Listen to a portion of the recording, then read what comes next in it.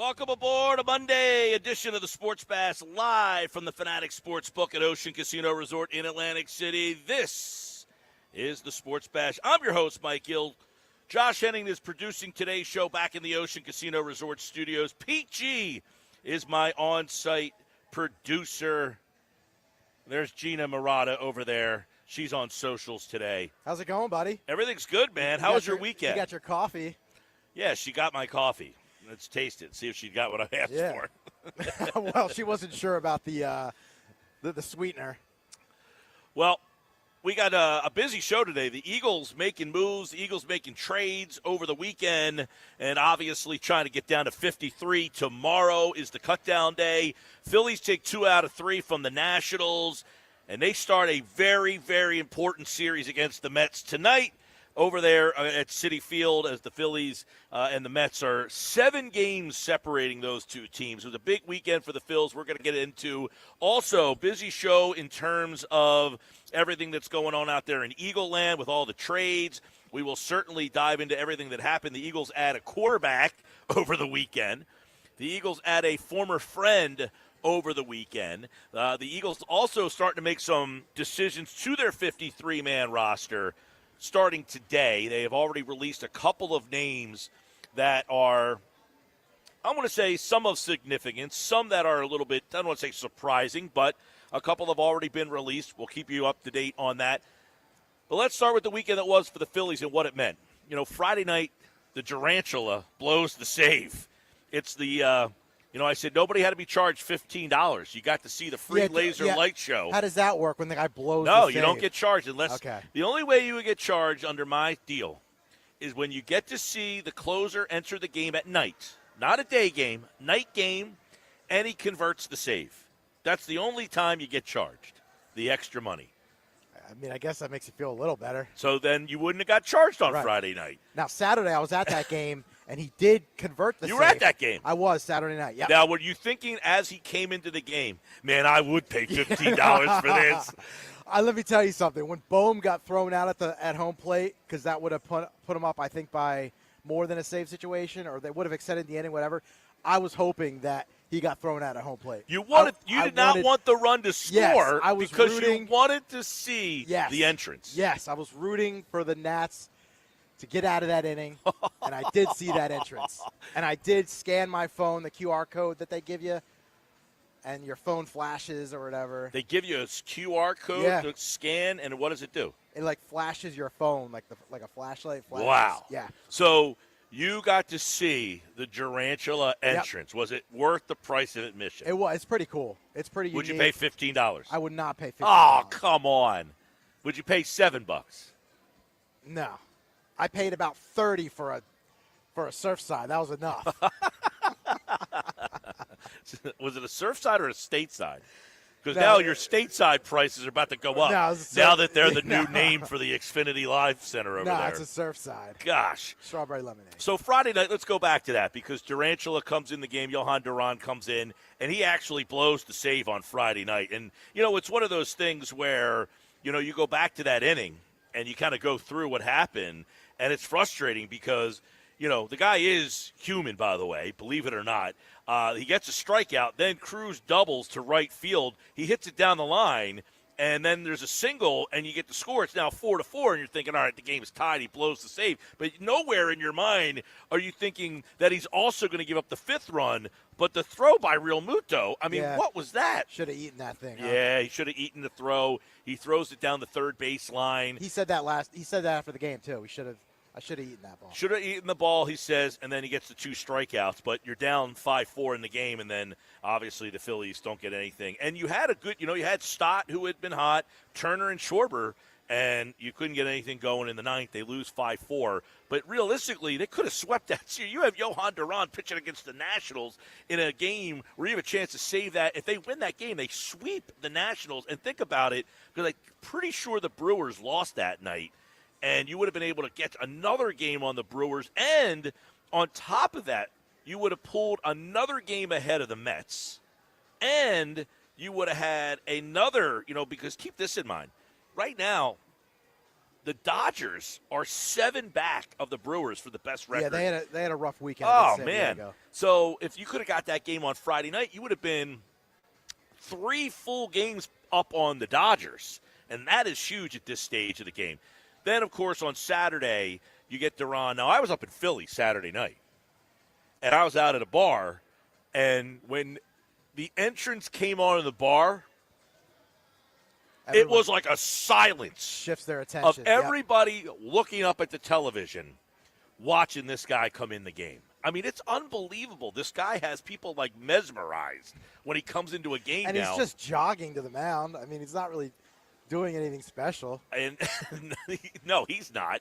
But the light show, I mean, it has become a thing, man. It has certainly become a thing. And then he comes in the 9th inning on Saturday night. Now, he had pitched the night before. He blows the save. So I was actually wondering in the game, because as you said, it's a 2-run game in the 9th. Are they going to bring him in on back-to-back days, or would they go to somebody else? And they end up bringing Duran in, and he gives up 2 hits in that inning, right? Yeah, he gave 2 up hits. a couple of hits in the inning, but he does get out of the inning without giving up a run. But he gave up another double down the right field line. These guys are so late on the ball. Now, after the game, I saw Lenny Dykstra with some knowledge. I mean, tweeting about the fact that, hey, Phillies, you know, it doesn't take a rocket science to realize this guy's throwing 103 miles an hour, that you might want to guard the lines. Now, Thompson was asked about it after the game, to which he said, in all of the study that they've done, that had only happened like 3 or 4 times, that the ball went down the line, because they're using the analytics of where to position their players based on where balls are hit off of him. Aren't you doing that in the 9th inning anyway? Usually, no back in the day, right. you would – no doubles defense would mean you would defend the line. Right. Doubles down. You don't want 8 doubles to go down the line. You're right. willing to give up a single if your third baseman kind of can't, or first baseman can't get the ball in the hole, but you don't want 8 doubles. So, whatever. They give up the doubles. The analytics tell the story now. He gives up the double to House. Hassel then singles. So now you have, first and third with 1 out in the 9th inning on Saturday night. You're thinking, are you kidding me? This guy, there's no way he could blow 2 saves in a row. He gets a strikeout and then a line out. That ends the game. Phillies win 6-4. For me, though, in that game, Nola, he kind of had a bounce-back start. I mean, it wasn't as bad as the first one. Yeah, I was going to ask the people out there, what did you think of? Balls. Yeah, gave up the 2 home runs. What did everybody out there think of the Nola start? Did the Nola start settle anybody down? 6 innings, 5 hits, 3 runs, 2 earned. He did have 6 strikeouts, buddy. Very Nola-esque. He gave up 2 homers. Put it this way. I didn't watch that game and say, all right, I feel better about Nola. I'll tell you who I did feel better about. David Robertson came in, struck out the side. He's been pretty solid since he's been back. And then, of course, Duran in the 9th. But then yesterday, they had to go to Kerkering to close out that game. Do you have any nerves at a 3-1 game? Kerkering gives up a home run to the leadoff hitter. But Ranger Suarez, I think if Nola didn't settle you down on Saturday, Suarez certainly settled you down. He's got back-to-back games with double-digit strikeouts. It was a career-high 11 strikeouts. And no walks. And I think that's the second game week in a row. 21 strikeouts. Second straight start where he's had double-digit strikeouts and no walks in the game. But I thought what stood out about yesterday was Suarez, and then they go to Alvarado. He obviously doesn't have it. Tanner Banks comes in. Banks has been really good. He comes in a situation with the bases loaded and gets out of that, gets a double play ball, and then they get out of the inning, makes it 3-1. Kerkering comes in for the save, gives up that home run, then he settles in. But obviously the bullpen had some issues this weekend with Alvarado, who will not be a part of the postseason roster anyway. And then the home run Kerkering gave up. That's why you had the blown save on Friday night. You had the save on Saturday, and then you got Kerkering save on Sunday. Phillies win the series against the Nationals 3-2. But I will say they had been scorching hot offensively, right? They had been scorching hot offensively all week long against the Mariners, and then this goes back to where they kind of struggled a little bit to score some runs. 4 runs on Friday night, 6 runs on Saturday, and yesterday was 3 really runs. Just one player. Marchand gives you 3 and that's RBIs. not a guy that's going to be playing in a playoff game. Right. Right. Good point. So, although you did get a big home run from Trey Trey had yesterday, one but Saturday. but Real Muto hit one. Oh, JT had a big one. Yeah, that was the Friday night. That was the Friday, but they ended up losing that game. But he gave them that late lead. Real Muto's been scorching hot too. But I want to, anybody out there, 609-403-0973, 609-403-0973. Did Nola settle anybody down? Did anybody feel like, okay, I feel like Nola is starting to kind of come back a little bit here? Ranger, we asked last week, who pitches game 2? Anybody feeling that Ranger is now your game 2 starter? Have you, made a decision on who you want to see in game 2 yet? And Aaron Nola. You got Aaron Nola, who threw on Saturday night. Was that start a good enough start to make you feel like, hey, I think he's going to be the guy in the playoffs? For me, Nola, he's always going to give you innings, right? He gave you 6 innings. He did give up 2 long balls. But for me, Nola has always been an innings eater. And he's always going to give you that 6-inning start that you can pretty much rely on every time out. Of course, last time out was a different story. But going forward, I think I'm going to start to count on Nola to give you 6 innings. So you were not game wooed. 2, though. You were wooed by Nola. It was very nice to see Nola back at it. The 2 home runs kind of stick in my craw right there a little bit, is that he's been struggling, and then he gives up the 2 home runs. I know it wasn't Nola wasn't awful in the game by no stretch. I said the other day, can he just give me a quality start? That's basically what he did. Yep. He gave you the definition of like a quality start. 6 innings, 3 runs. The 2 home runs do stick out to me, but I'm not ready to say I feel confident that Nola is all the way back. But what I will say is I do feel that if Nola pitches like this the rest of the way, he'll be the guy that gets that 3rd start. Yeah, game 3, probably it was just like last year, right? He started game 3 last year. Yep. And part of the reason why he pitched game 3 last year, correct me if I'm wrong, is because Christopher Sanchez's splits on the home and road were so drastic. Correct. That I think they wanted Sanchez to start the game at Citizens Bank Park and Nola to be the guy that pitched on the road because he was the veteran, and they felt better with him being the guy on the road. Is that how it went down? Yeah, last year there was almost a 2-run difference between home and away for Christopher Sanchez in his split. So they wanted Sanchez to start at home, and it worked out for them. That was the only game they won. And Sanchez now would pitch the first game because we did get news, obviously, over the weekend that Zack Wheeler will, in fact, miss the rest of the season. This is a 6 to 8 month time frame for Zack Wheeler.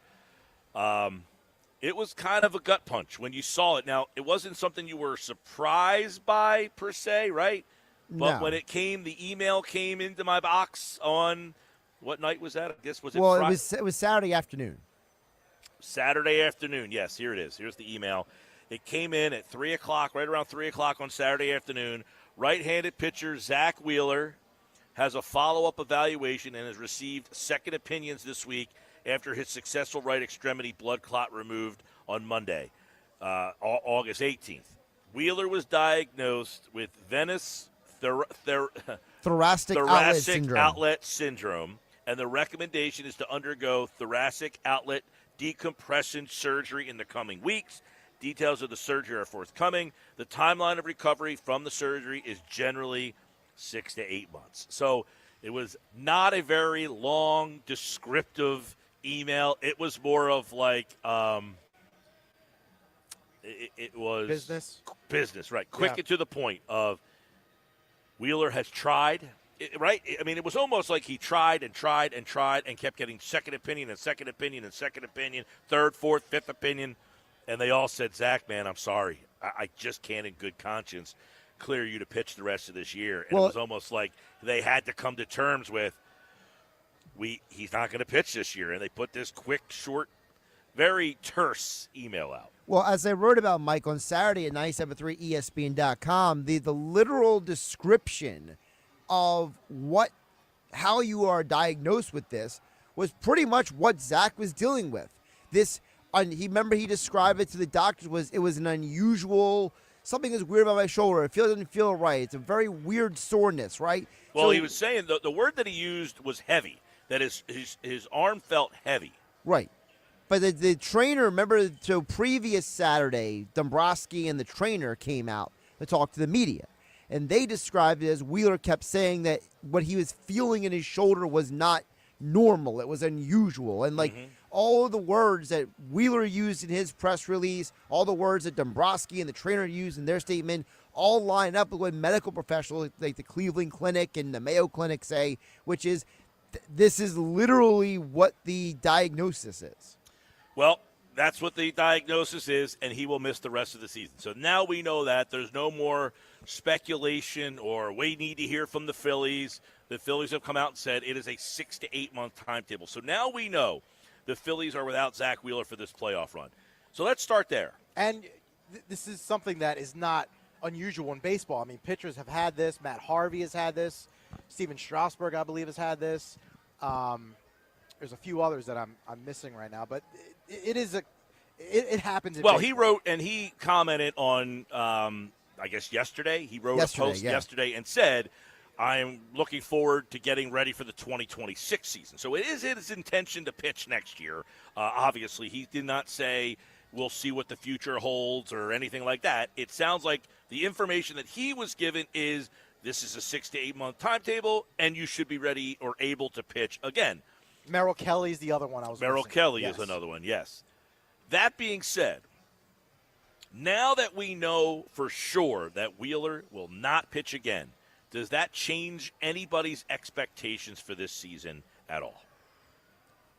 I mean, it certainly did some work this weekend. I mean, with Ranger Suarez, I don't think it's any coincidence that guy goes out and has 21 strikeouts the last two outings when Zack Wheeler is gone for the year. So it certainly maybe will bring these guys together. We've seen it happen. How long does the, kind of honeymoon period last? Well, this whole thing of like, hey, we're doing this for Zack. How long until that kind of, it's only August now. We're flipping the calendar to September this weekend. But can they do that for a whole month of September and then a whole month of October where, hey, I'm going to be pitching the rest of the season here for Zack Wheeler? Well, I think it goes back to the comment that Anthony from Avalon made on the text board at 609-403-0973. He says, hello, Mike. Carson Wentz goes down on his way to an MVP. Wheeler goes down in the same scenario on his way to a Cy Young. Can the Phillies come up with a Nick Foles fairy tale ending? And I think that maybe there is a vibe that, hey, in Philadelphia, we win when the cards are down, when people are against us, right? Yeah, I mean, I'm sure you could put that parallel together, Anthony. It's a good one to put together is that, hey, and I've said this many times, right? Some of our most favorite seasons that we've ever had as Philadelphia sports fans are the ones that you never anticipated, right? When you were not the favorite or where there was an injury. The 0-1 Sixers coming out of right field. The 93 Phillies coming out of right field. The 2017 Eagles, they get the injury to Foles. You never expected. Heck, we had Torrey Smith on the show at the Super Bowl, and he told us that when Wentz got hurt, that they never anticipated going on that run. So all of the best seasons, the most memorable 22 seasons. Phillies. They fired the 22 Girardi. Phillies. It's Topper good pull. comes in. Yeah, absolutely. So Anthony and Avalon, you're right about that. It's that if the Phillies are to win a World Series or to get to the World Series and go on a fun, magical run, it almost feels like this would be the team to do it, where Wheeler's out. You've counted out Nola. You're down on the offense, the inconsistencies of the offense, and you just can't believe in this team. And then that's the team that takes you on the ride.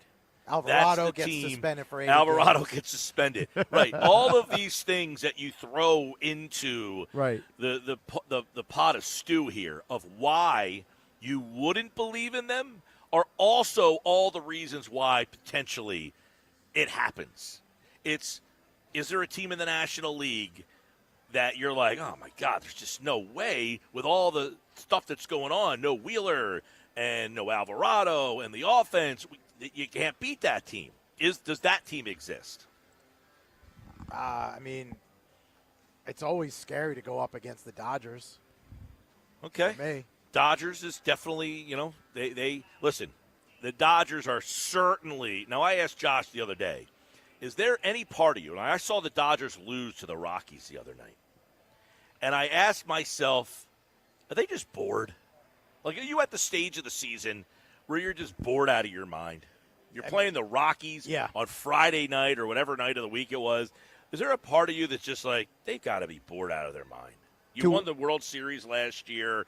I'm playing the Colorado Rockies. I think it was like a Wednesday or Thursday night. It was like the last, second or last game of the 3-game set against the Rockies. Now, that stat that we threw out there last week, I'll say it again. Geoff Kerr tweeted this out from CBS 3, who covers the Phillies. The Rockies had won more games since the All-Star break than the Dodgers have. That's a good sample size, though. I mean, that's a lot of games. 29 games. Yeah. I think it was, the Rockies had 15 wins. The Dodgers had 14 since the All-Star break. Right. To me, and what I was saying on Friday, Pete, was that if they're bored, that's a bad sign for them because you got to be a team that's willing to – you can't be a team that says, we'll hit the switch when the postseason comes around because every team that says that doesn't hit the switch. There is no switch.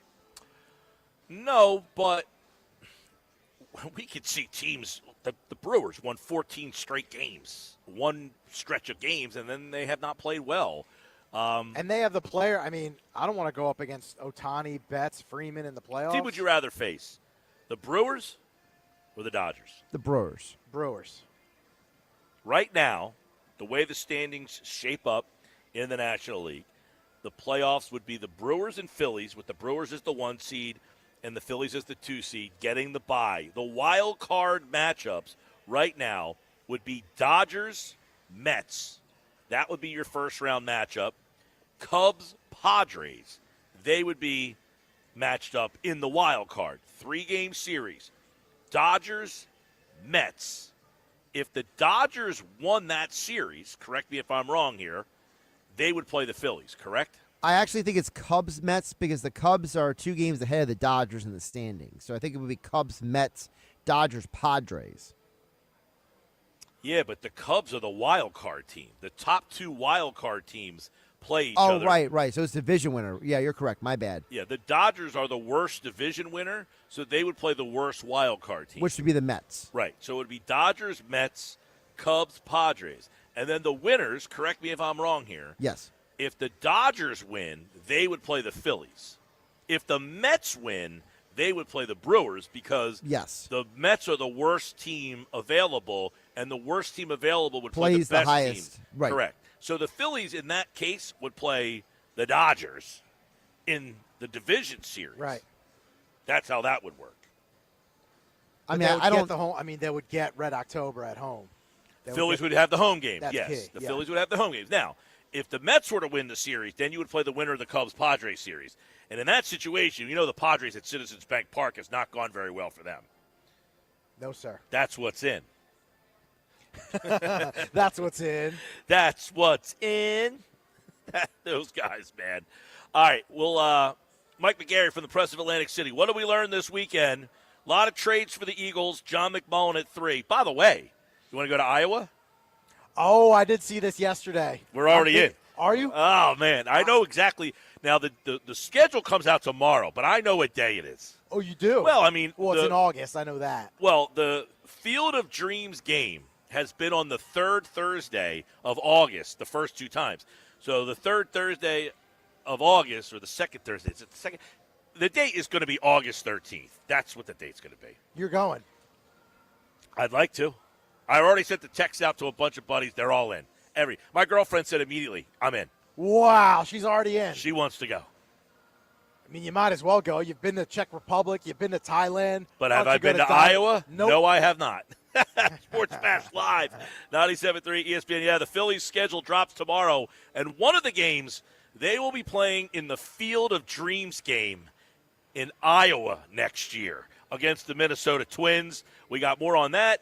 We've got the trades the Eagles have made, all that and more. But when we come back, Mike McGarry from the Press of Atlantic City. How important is the Phillies-Mets series tonight, and what do we learn about the Phils over the weekend? That's coming up live from the Fanatics Sportsbook at Ocean Casino Resort in Atlantic City. This is the Sports Bash.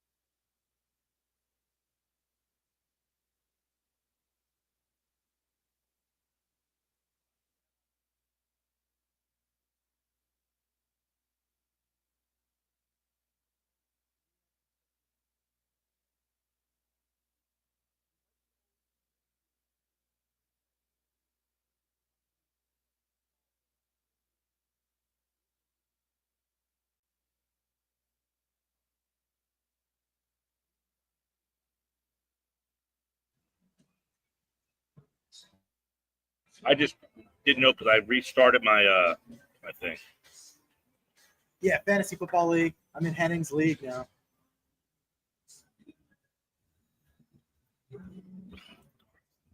Who's its back man?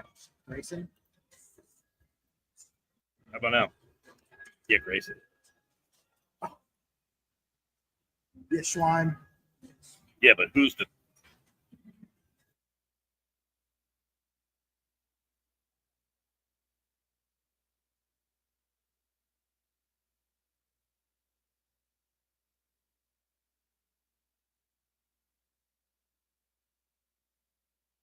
Live from the Fanatic Sportsbook on a Monday, the Sports Bash 97.3 ESPN. I'm Mike Gill.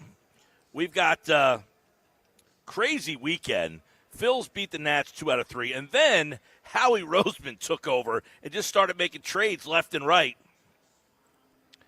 We'll see what ends up happening with the Eagles from that Jet game the other night. Not a lot of takeaways from that Jet game, by the way. Did you watch one snap of that Oh, game? we watched all the way to the end. Oh, you did? Yeah. Phillies Friday night. We were on the porch. We had two TVs going. Oh, right. Had the Phillies and the Eagle game on. Once the Phillies game ended, we went over to the Eagle game. As soon as I saw Mechie make that catch, I turned it off. Oh, that's all I needed to see. Brutal. Mike McGarry from the Press of Atlantic City, pressofac.com, set to join us. What did he learn about the Phillies this weekend? It seems like every weekend, Mike, there's something different, something new. Saw Duran blow the save on Friday night. He got the save on Saturday. Yesterday he was not available. Phillies take 2 of 3. Nola pitched on Saturday. We had a Suarez gem. So there was a lot to go over from the weekend at Citizens Bank Park.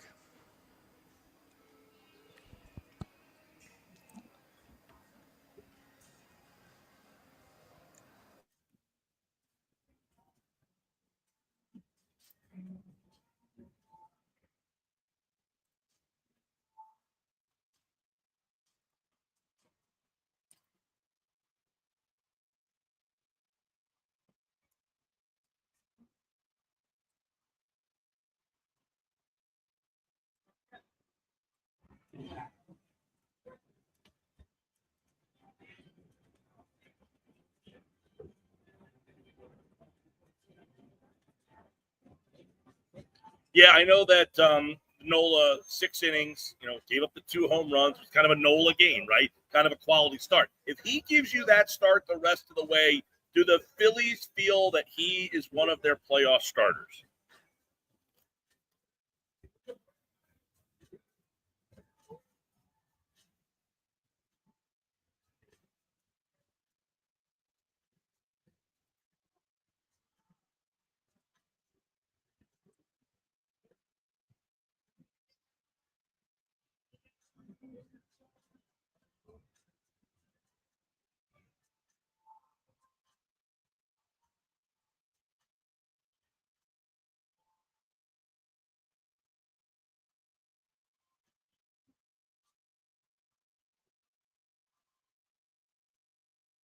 Mike, obviously you mentioned it, the news of Zack Wheeler, and you said not too many teams could overcome that. But Saturday, the news comes down about 3 o'clock that it's going to be 6 to 8 months for Zack Wheeler. Obviously, Sanchez moves up. We're talking about Nola. But realistically, the impact of losing Zack Wheeler, big picture for you, is you still think they have enough pitching, it sounds like, to compensate for that loss? Because what does it mean for possible decisions with the bullpen? Because Dave Dombrowski has hinted, we'll just put one of those lefties in the bullpen. But what now if you have to use one of those lefties because you've lost one of your 8 starters?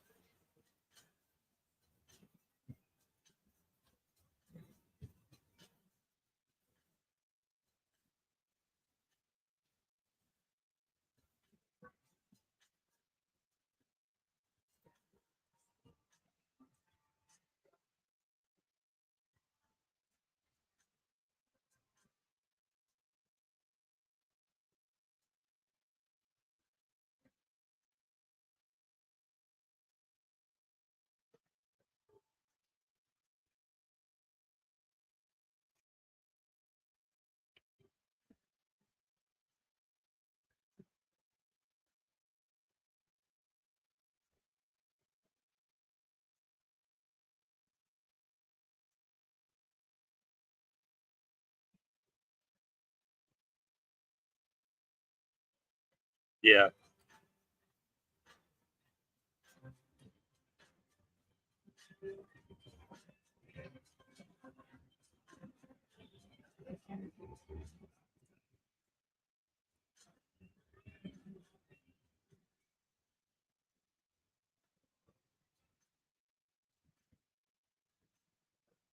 No, and obviously you losing Wheeler. And just thinking about, it's not only losing Wheeler. You're talking about, Mike, one of the biggest postseason performers in baseball. I mean, he has the lowest whip of any pitcher with 50 or more innings. Number 2 on the list, by the way, is Mariano Rivera. So you're talking about a guy who's got a 0.7 whip as a playoff performer. Losing that level of pitcher and then still believing you have a shot, I guess it does go to tell you how good this team is. Or is it more that the wide open nature of the National League?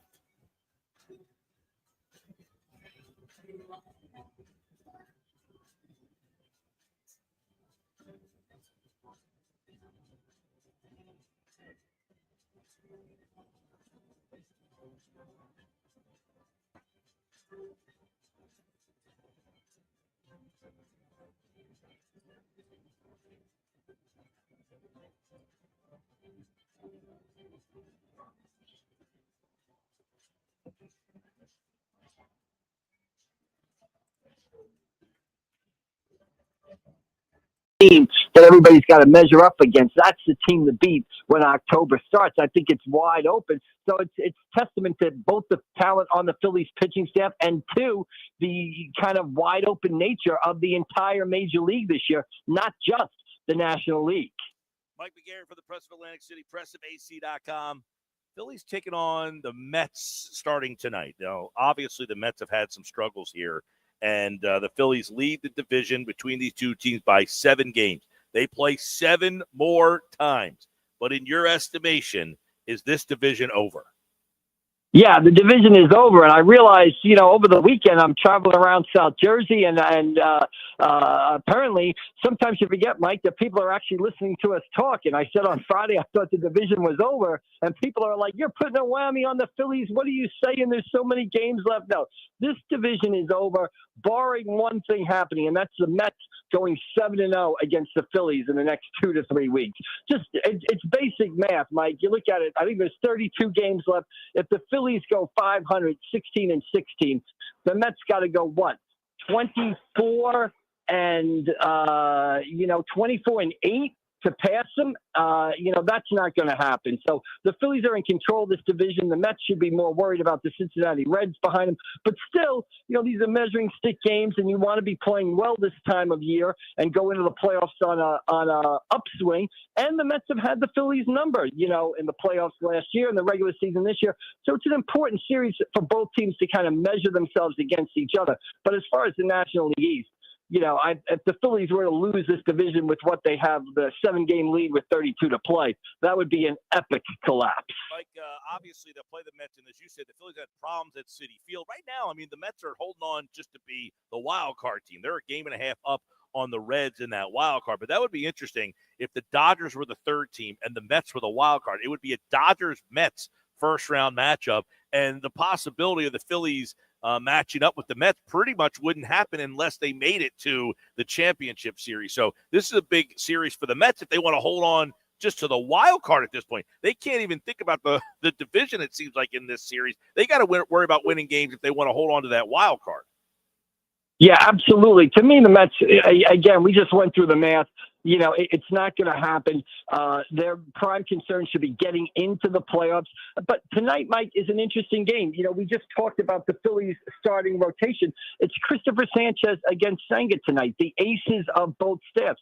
Christopher Sanchez, I think he's got the talent to emerge as an ace, but part of being an ace is coming here to Citi Field tonight and pitching in a kind of high-profile game and delivering the performances that we've seen him give us at Citizens Bank Park the last few years. So I think, again, interesting game tonight, Senga versus Sanchez. Sanchez is that guy, that ace that teams are looking for, the Phillies are looking for. I think he's got the talent to do it. The question is, does he have the moxie to come here on the road and shut down the Mets? We're going to see tonight. I think it's an interesting game from that perspective.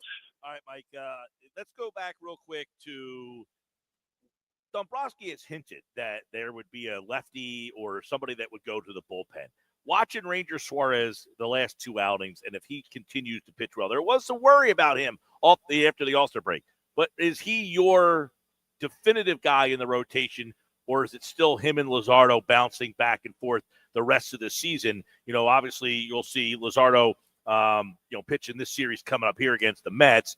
So do you definitively go Suarez in that starting rotation, or do you think those two guys still are kind of battling down the stretch here? Yeah, I think it's really a case of those two guys kind of battling. I think they both present, pluses for the starting rotation and pluses for the bullpen. They both pitched very, very well. If Ranger were to keep up the streak he's on right now, it would be difficult to pull him out of the starting rotation. But we've seen Ranger pitch in the postseason in the bullpen before. We've seen him come in and lock down Game 5 of the 2022 National League Series. We've seen him pitch in big spots in pressure situations. So we've seen Ranger do it in the bullpen in the postseason before. We have not seen Luzardo do it, but Luzardo's argument for the bullpen would be he's got more explosive stuff. You bring a guy in, you want to strike out, Luzardo would be more the candidate to be that guy to come in a game in a situation just because his stuff is just simply more explosive with the velocity and everything else. So I think it's an interesting decision. Almost you can't go wrong either way, and I think it'll be interesting to see how the Phillies go, and it probably will depend on how they pitch over the last 32 games here, the 5 or 6 starts they have left. But I think both of them have qualities that if the Phillies were to move one of them to the bullpen for the postseason, you can say, okay, I see why they moved Ranger there. He's done it before. Oh, I see why they moved Luzardo there. He's got explosive stuff. He can come in and get strikeouts. So it's a nice problem to have. And again, goes back to that, really the depth of talent on that starting rotation that you've lost Zack Wheeler, and now you're talking about moving another guy to the bullpen, and the starting rotation doesn't really skip a beat as long as Aaron Nola continues to pitch the way he pitched on Saturday. All right, well then, so Sanchez tonight versus Sanchez, really good pitching matchup. Luzardo and Minaya tomorrow, another good pitching matchup. And then you got Walker and then the rookie McLean on Wednesday. How does Taijuan Walker factor in to the playoffs in your mind? Yeah, it's interesting, right? You're going to need, if you make a deep run to the World Series, Mike, you're going to need 4 starters at some point. You're going to need 4 pitchers, and that 4th guy might just have to pitch one game. I remember the Noah Syndergaard starts, that we got back in 22 or 23 when they were going deep in the playoffs there. So you're going to need 4 starters at one point. And if Aaron Nola falters or gets hurt again, who's that 4th guy? It's probably Taijuan Walker. Now, the question would happen if, let's say Nola, for whatever reason, did not perform well and they decide to go with Walker in that rotation, then it's really difficult. I'm confident throwing in Aaron Nola if he's pitching well in Game 2 of the series. If I'm down 1-0, I'm a little shaky if it's down 1-0 and you're throwing Taijuan Walker out there because you want to break up the lefties. So, again, interesting to see how this next, 5 or 6 weeks plays itself. But there is a role for Taijuan Walker here. And really one of the more remarkable stories. He's the guy everybody wanted off the team, and now he might, be starting a key game in the playoffs for you. Well, that would be interesting. There's a possibility then that maybe he's not on the roster for the division series, but then he's re-added to the roster for the championship series to be that 4th pitcher. But do you see him pitching out of the bullpen in the playoffs? Yeah, Mike, I don't think he really has a role in that bullpen right now. If you look at that bullpen, again, it's pretty deep with guys. Dave Robertson has pitched great since, he signed here. Tanner Banks, we saw what he did yesterday, coming in with the bases loaded, getting out of that jam. He's really having an outstanding season.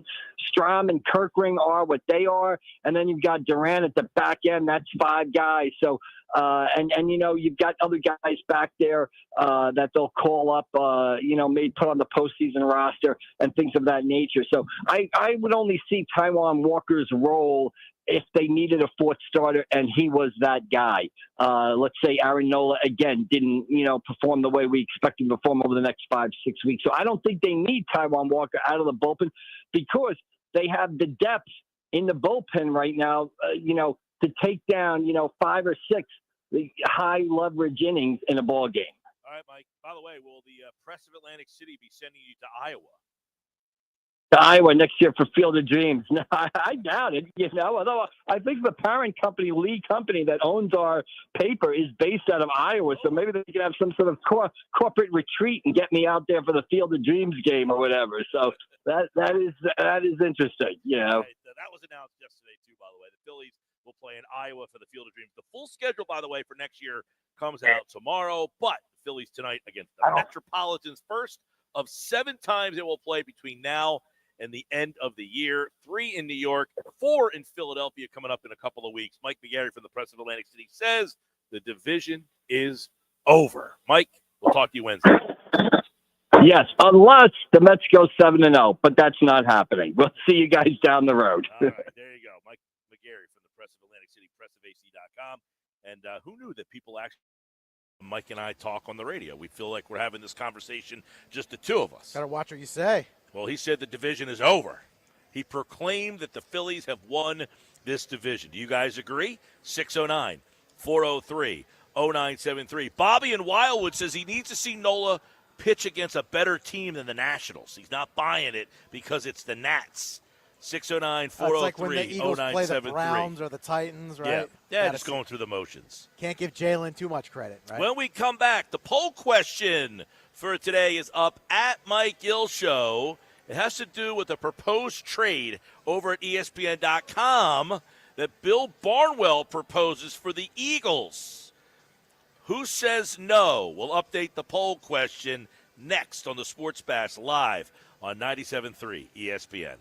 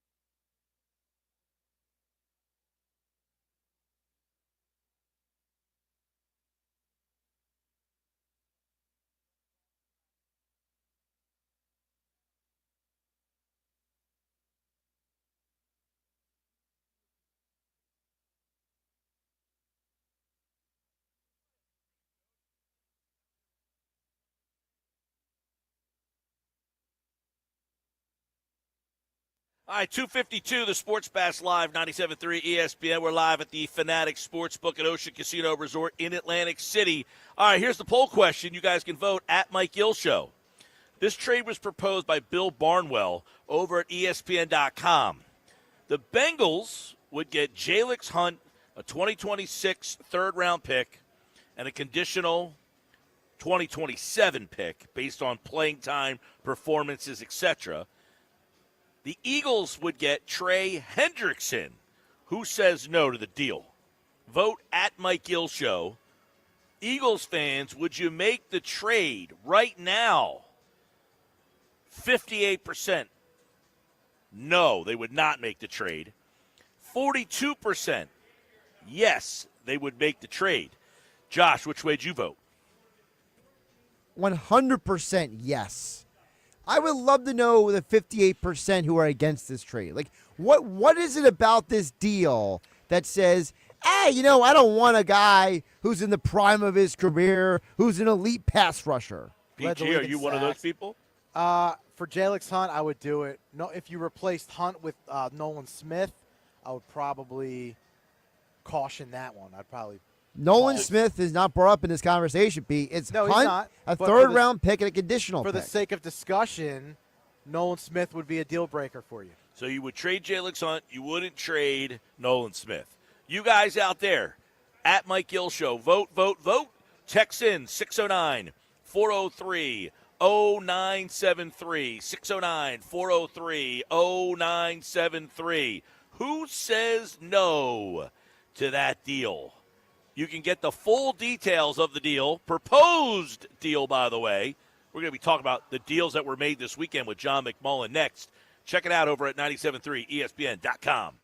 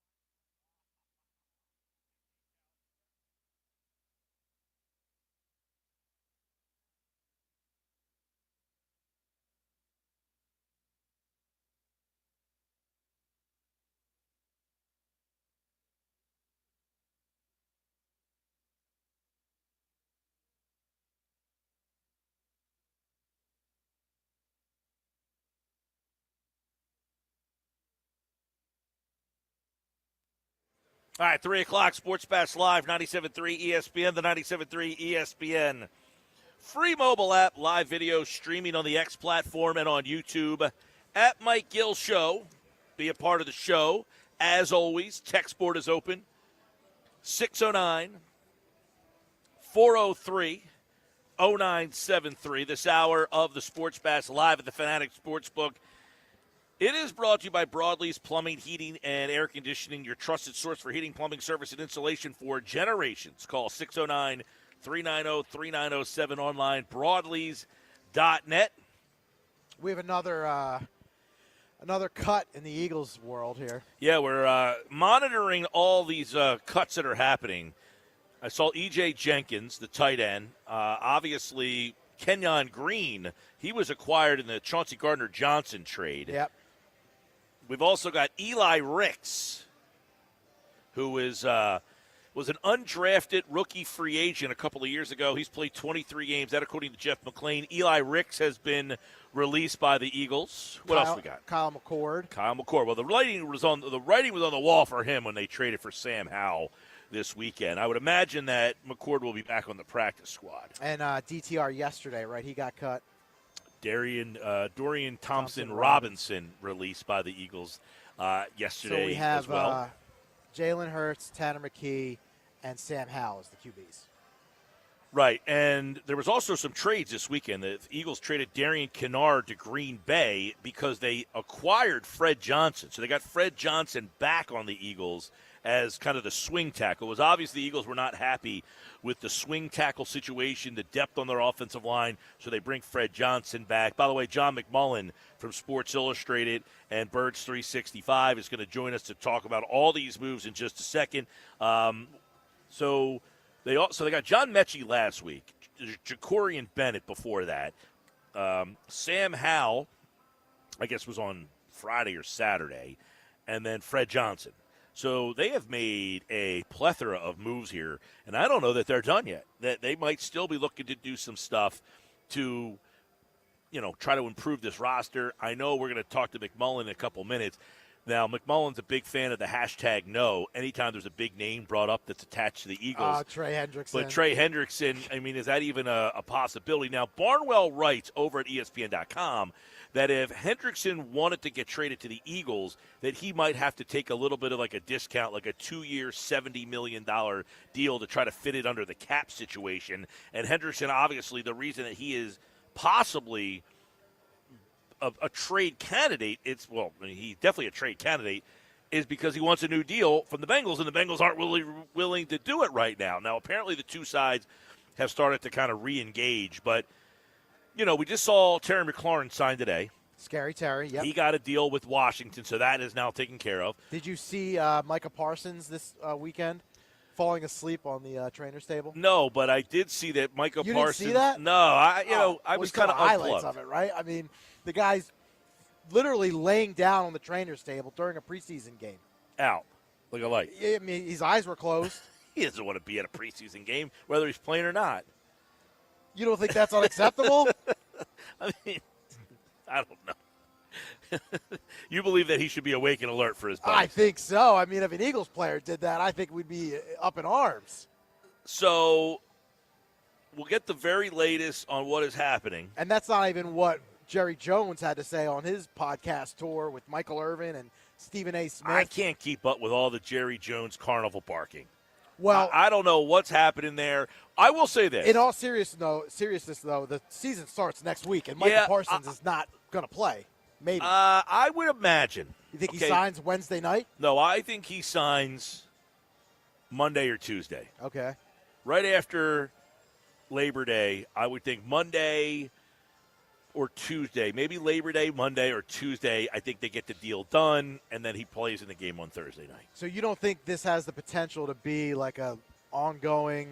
I guess it does have the potential, Hassan but Reddick I'm just going off situation? of what the history of the Cowboys is, that they wait and wait and wait and wait, and then they overpay. And I think they have waited and waited and waited and waited, and now the overpay is about to come.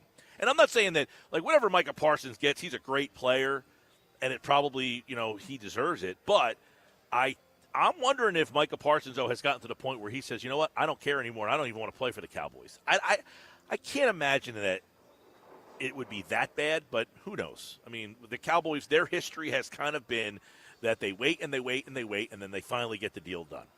So I think they will end up getting the deal done. By the way, Kenyon Green, he has been waived by the Eagles. He was the former first-round pick. He was acquired by the Eagles for Chauncey Gardner-Johnson. Darian Kennard, he has been traded to Green Bay. Fred Johnson is back in Philadelphia. We're going to go through all the stuff that has happened, John, because it was a busy weekend for Howie Roseman. And, of course, John McMullen from Birds 365 and Sports Illustrated joins us right now here on the Sports Bash Live on 97.3 ESPN. All right, John, what's happening, man? Hey, Mike. How are you? Yes, I'm doing good. It was a busy weekend. Let's kind of go over what we know. Some releases are starting to happen now, but let's go back to Sam Howell. They end up getting a trade for Sam Howell, the quarterback here. I guess they saw enough of Kyle McCord and DTR to feel like they could not go with those two guys. And then coupled with an injury to Tanner McKee, who apparently has a fractured thumb, so they go out and make this move for Sam Howell. He would be the third quarterback, you reckon?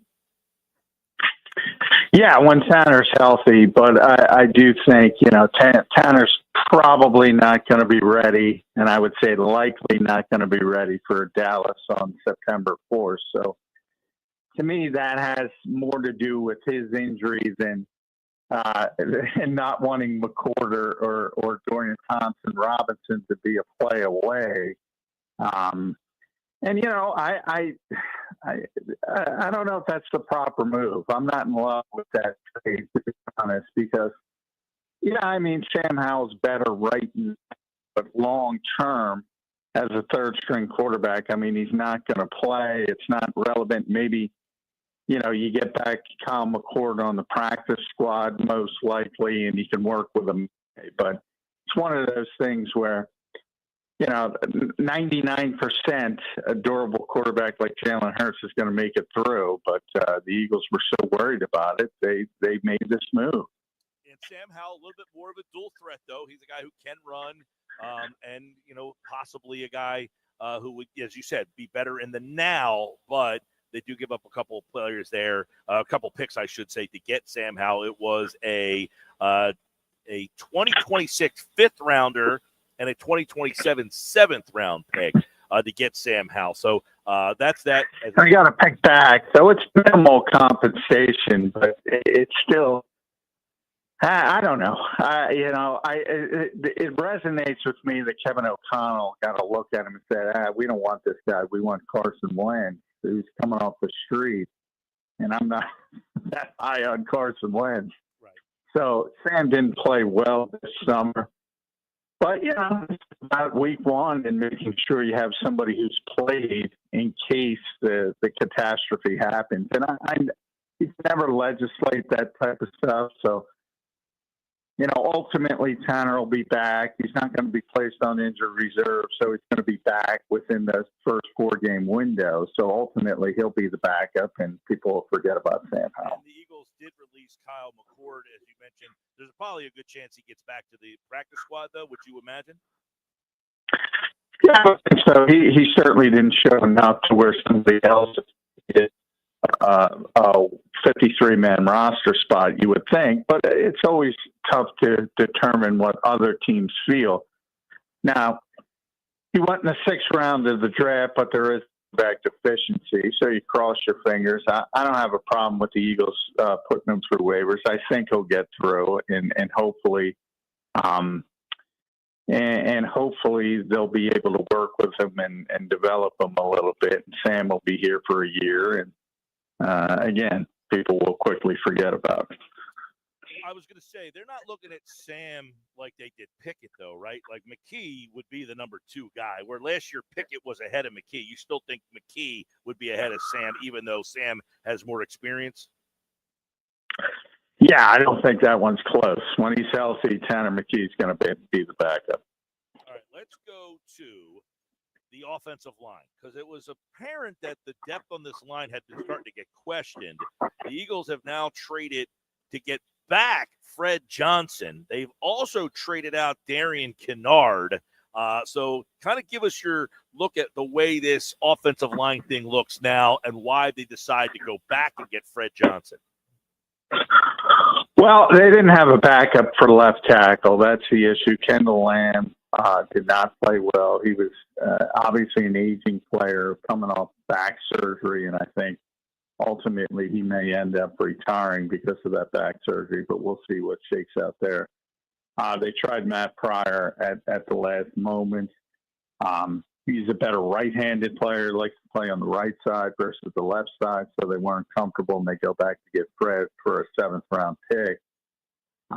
Again, minimal draft compensation, but, I do think these little trades give you an indication, really, if you go back to, bringing in Ja'Cory Bennett and John Mechie at receiver. His 90-man roster was not Howie's best, to have to keep going outside the organization to bolster it with depth. And, the Eagles, Fred Johnson walked to Jacksonville because I think the thought process from them was they were likely going to get a young tackle in the draft.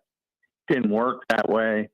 So ultimately, they didn't have the ready-made swing tackle. Fred can do that, and he's back. And, similar to Sam Howell, the goal is that he doesn't play, but it's a little bit better from a depth standpoint. Kenyon Green was also released today. So Green is out, Kennard is out. So a couple guys that I guess that were in the mix at the beginning of the camp are now not even here again. I guess there's a possibility that maybe they try to bring Green back. He was obviously the guy they got in the trade for Chauncey Gardner-Johnson. But was he just, a guy that they could not, salvage, I guess? One of the reasons you go out and get a former first-round pick is because you think you can get more out of them.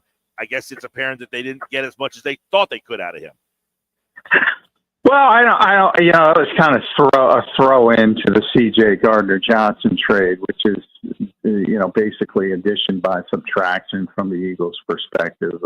It came out through C.J. that the Eagles were going to release him if they couldn't trade him. So ultimately, they were able to get Kenyon Green. You tried the reclamation project; it didn't work. I don't even know if they'll bring him back on the practice squad because of his pedigree. He may get claimed, but we'll see how that shakes out.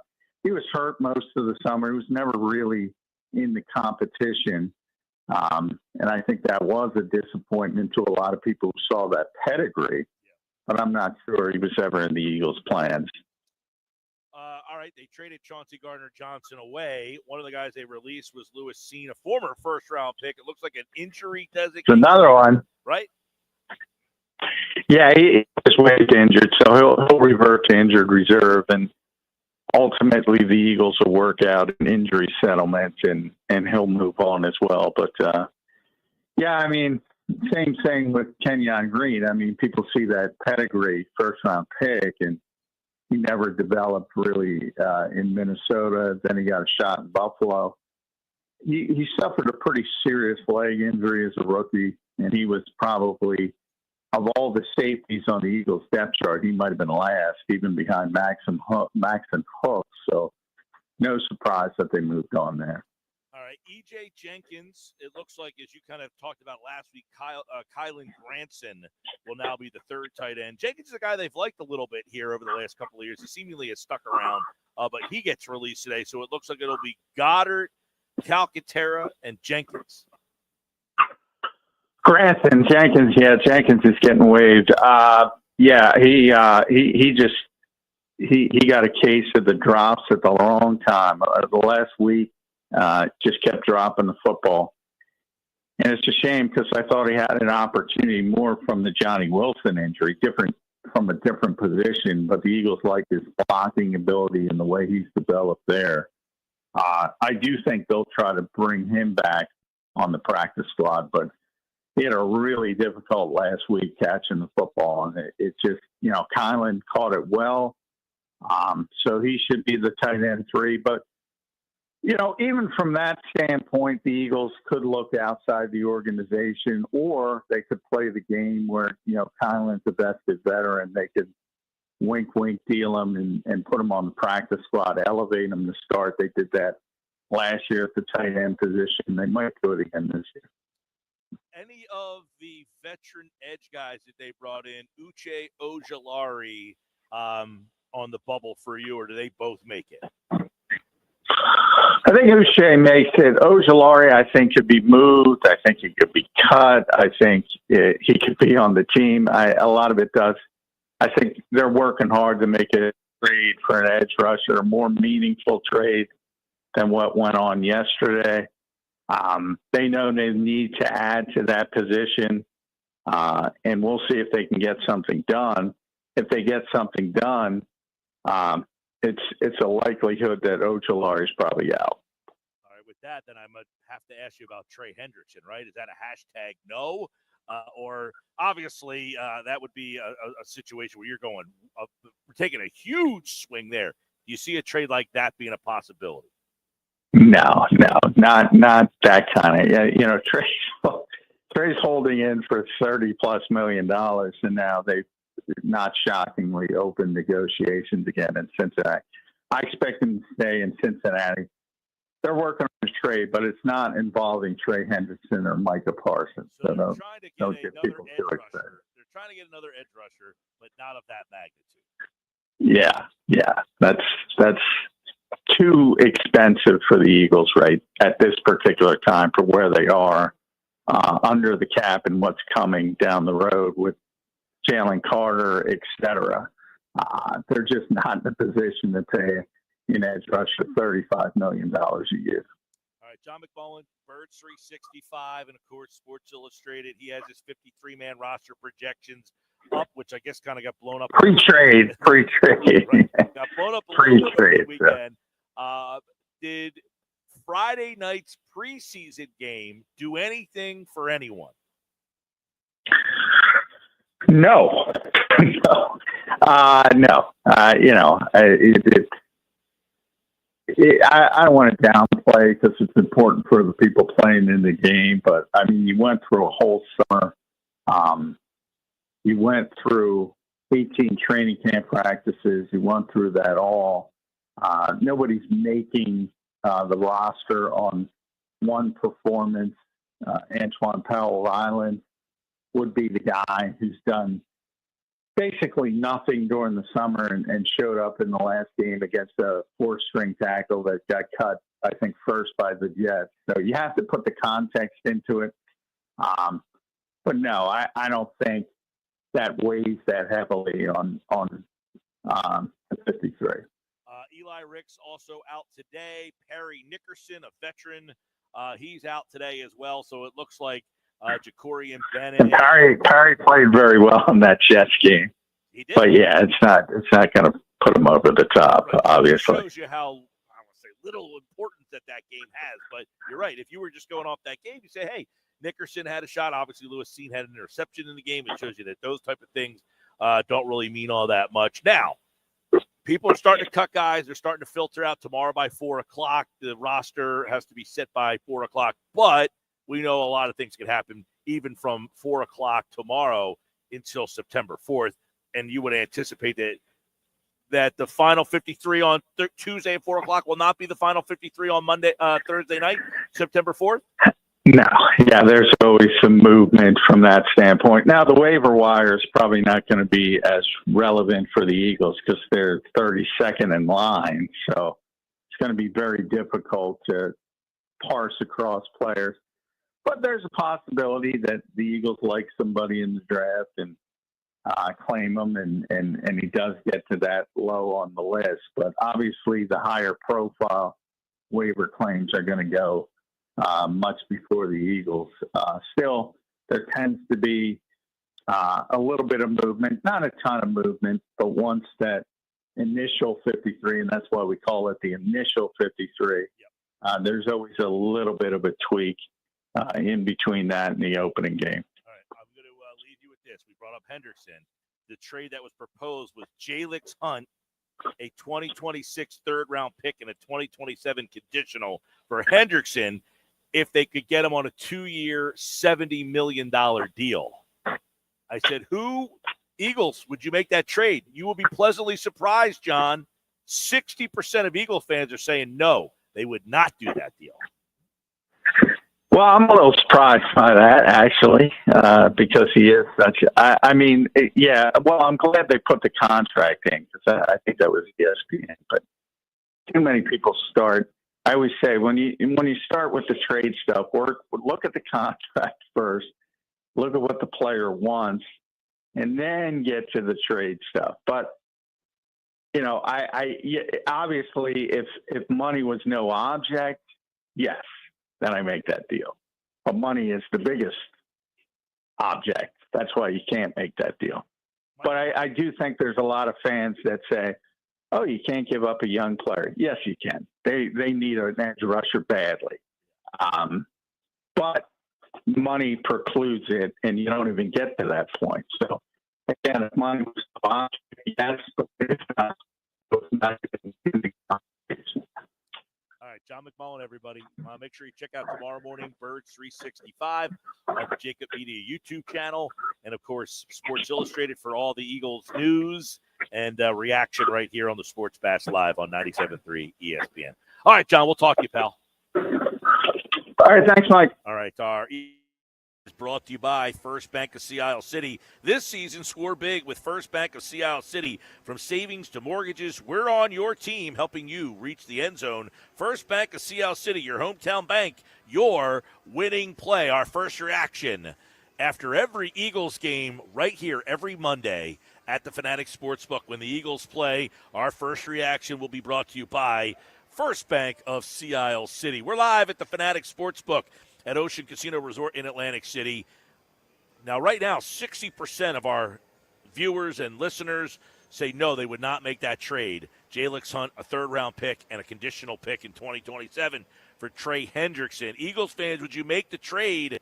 Text in 609-403-0973 or vote at Mike Gill Show. So much more to go. On the other side, how important is this series for the Phillies, and what are the Phillies thinking about in their starting rotation? We're going to talk to Scott Lauber from the Philadelphia Inquirer, who will join us next for some Phillies conversation. See if the Phillies lineup has been dropped yet here. As the Phillies lineup, it's usually right about this time. We got a lineup out there yet? Let's see. I do not see the lineup for the Phillies. I do see the Mets lineup dropped about 20 minutes ago. Lindor, Soto, Marte, Alonso, Vientos, Nimmo, Taylor, McNeil, and Torrens. Kodai Senga is the pitcher tonight. By the way, the Phillies hitters have not fared very well against Senga in their careers. You got Senga, who has really shut down this Phillies lineup. The only guy who has any microcosm, Schwarber hit a home run against him. 1 for 7. Castellanos 1 for 7. Bohm is 1 for 6. All right, when we come back, we'll look at the Mets series and the pitching and the lineup and all that stuff with Scott Lauber from the Philadelphia Inquirer on the Sports Bash live on 97.3 ESPN.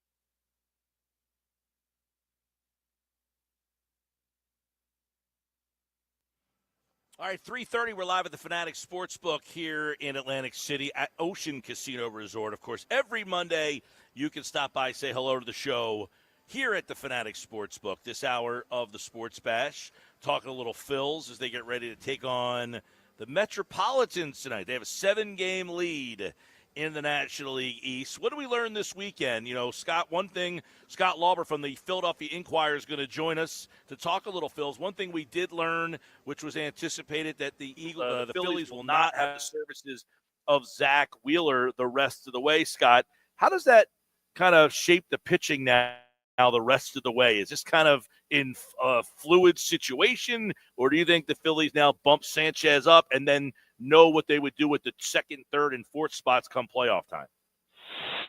Hey, Mike. So, yeah, I mean, look, there are two ways to look at this. You remove Zack Wheeler from your rotation, and, we're not talking just about, the best pitcher on the Phillies. We're talking about arguably the best pitcher in baseball over the last 5 or 6 years. He is certainly this year one of the 2 or 3 best pitchers in the game.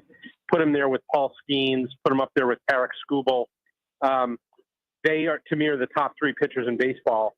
So you remove him from the equation, and there's no possible way that you could replace that.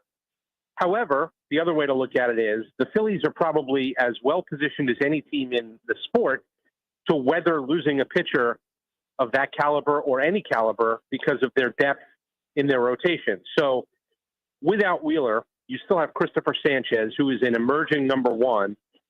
He's going to get Cy Young votes this year, and he should. He probably steps into that spot as your game 1 starter, if you want to put it that way. I know people throw the word ace around a lot, or number 1, or whatever. He is your game 1 playoff starter if you could line it up the way you want. Beyond him, you can order it in a number of different ways. I mean, Ranger Suarez, Jesus Luzardo, and Aaron Nola are 2 through 4 in some order. I don't know what that order is yet. And in some ways, they're going to be jockeying amongst themselves to fill out that order in September. I mean, if you said to Rob Thompson right now, okay, after Christopher Sanchez, who starts game 2? Well, it's one of those 3 guys. And they probably don't know this second who it's going to be or who it should be. My guess is they go with whoever's the hottest hand at that time. Yeah. But, at any point in time, all of those guys, especially Nola and Suarez, are capable of starting a game 2 and a game 3 for that matter. And if you win your division and get a bye, you don't need a 4th starter until the NLCS. So you still have Luzardo. You still have Taijuan Walker, who's pitched really, really well. So they are probably in about as good a position as any team out there to withstand losing a pitcher the caliber of Zack Wheeler that there is. Yeah, the Nola thing's interesting. He obviously pitched Saturday. It was kind of a quality start, 6 innings, 3 runs. He did give up the 2 homers. He's been all over the place this year, mostly not good. How do the Phillies handle him? Do you see a scenario where, hey, if you're not one of the 3 best guys, he pitches out of the bullpen? Or do you, Scott, have a hard time seeing him not being one of their 3 starters in a playoff series? Well, I mean, I think they let it play out in September because that's what you do. I mean, you don't make any decisions on August 27th or August 25th about what you're going to do on October 4th. So there's time to let it play out.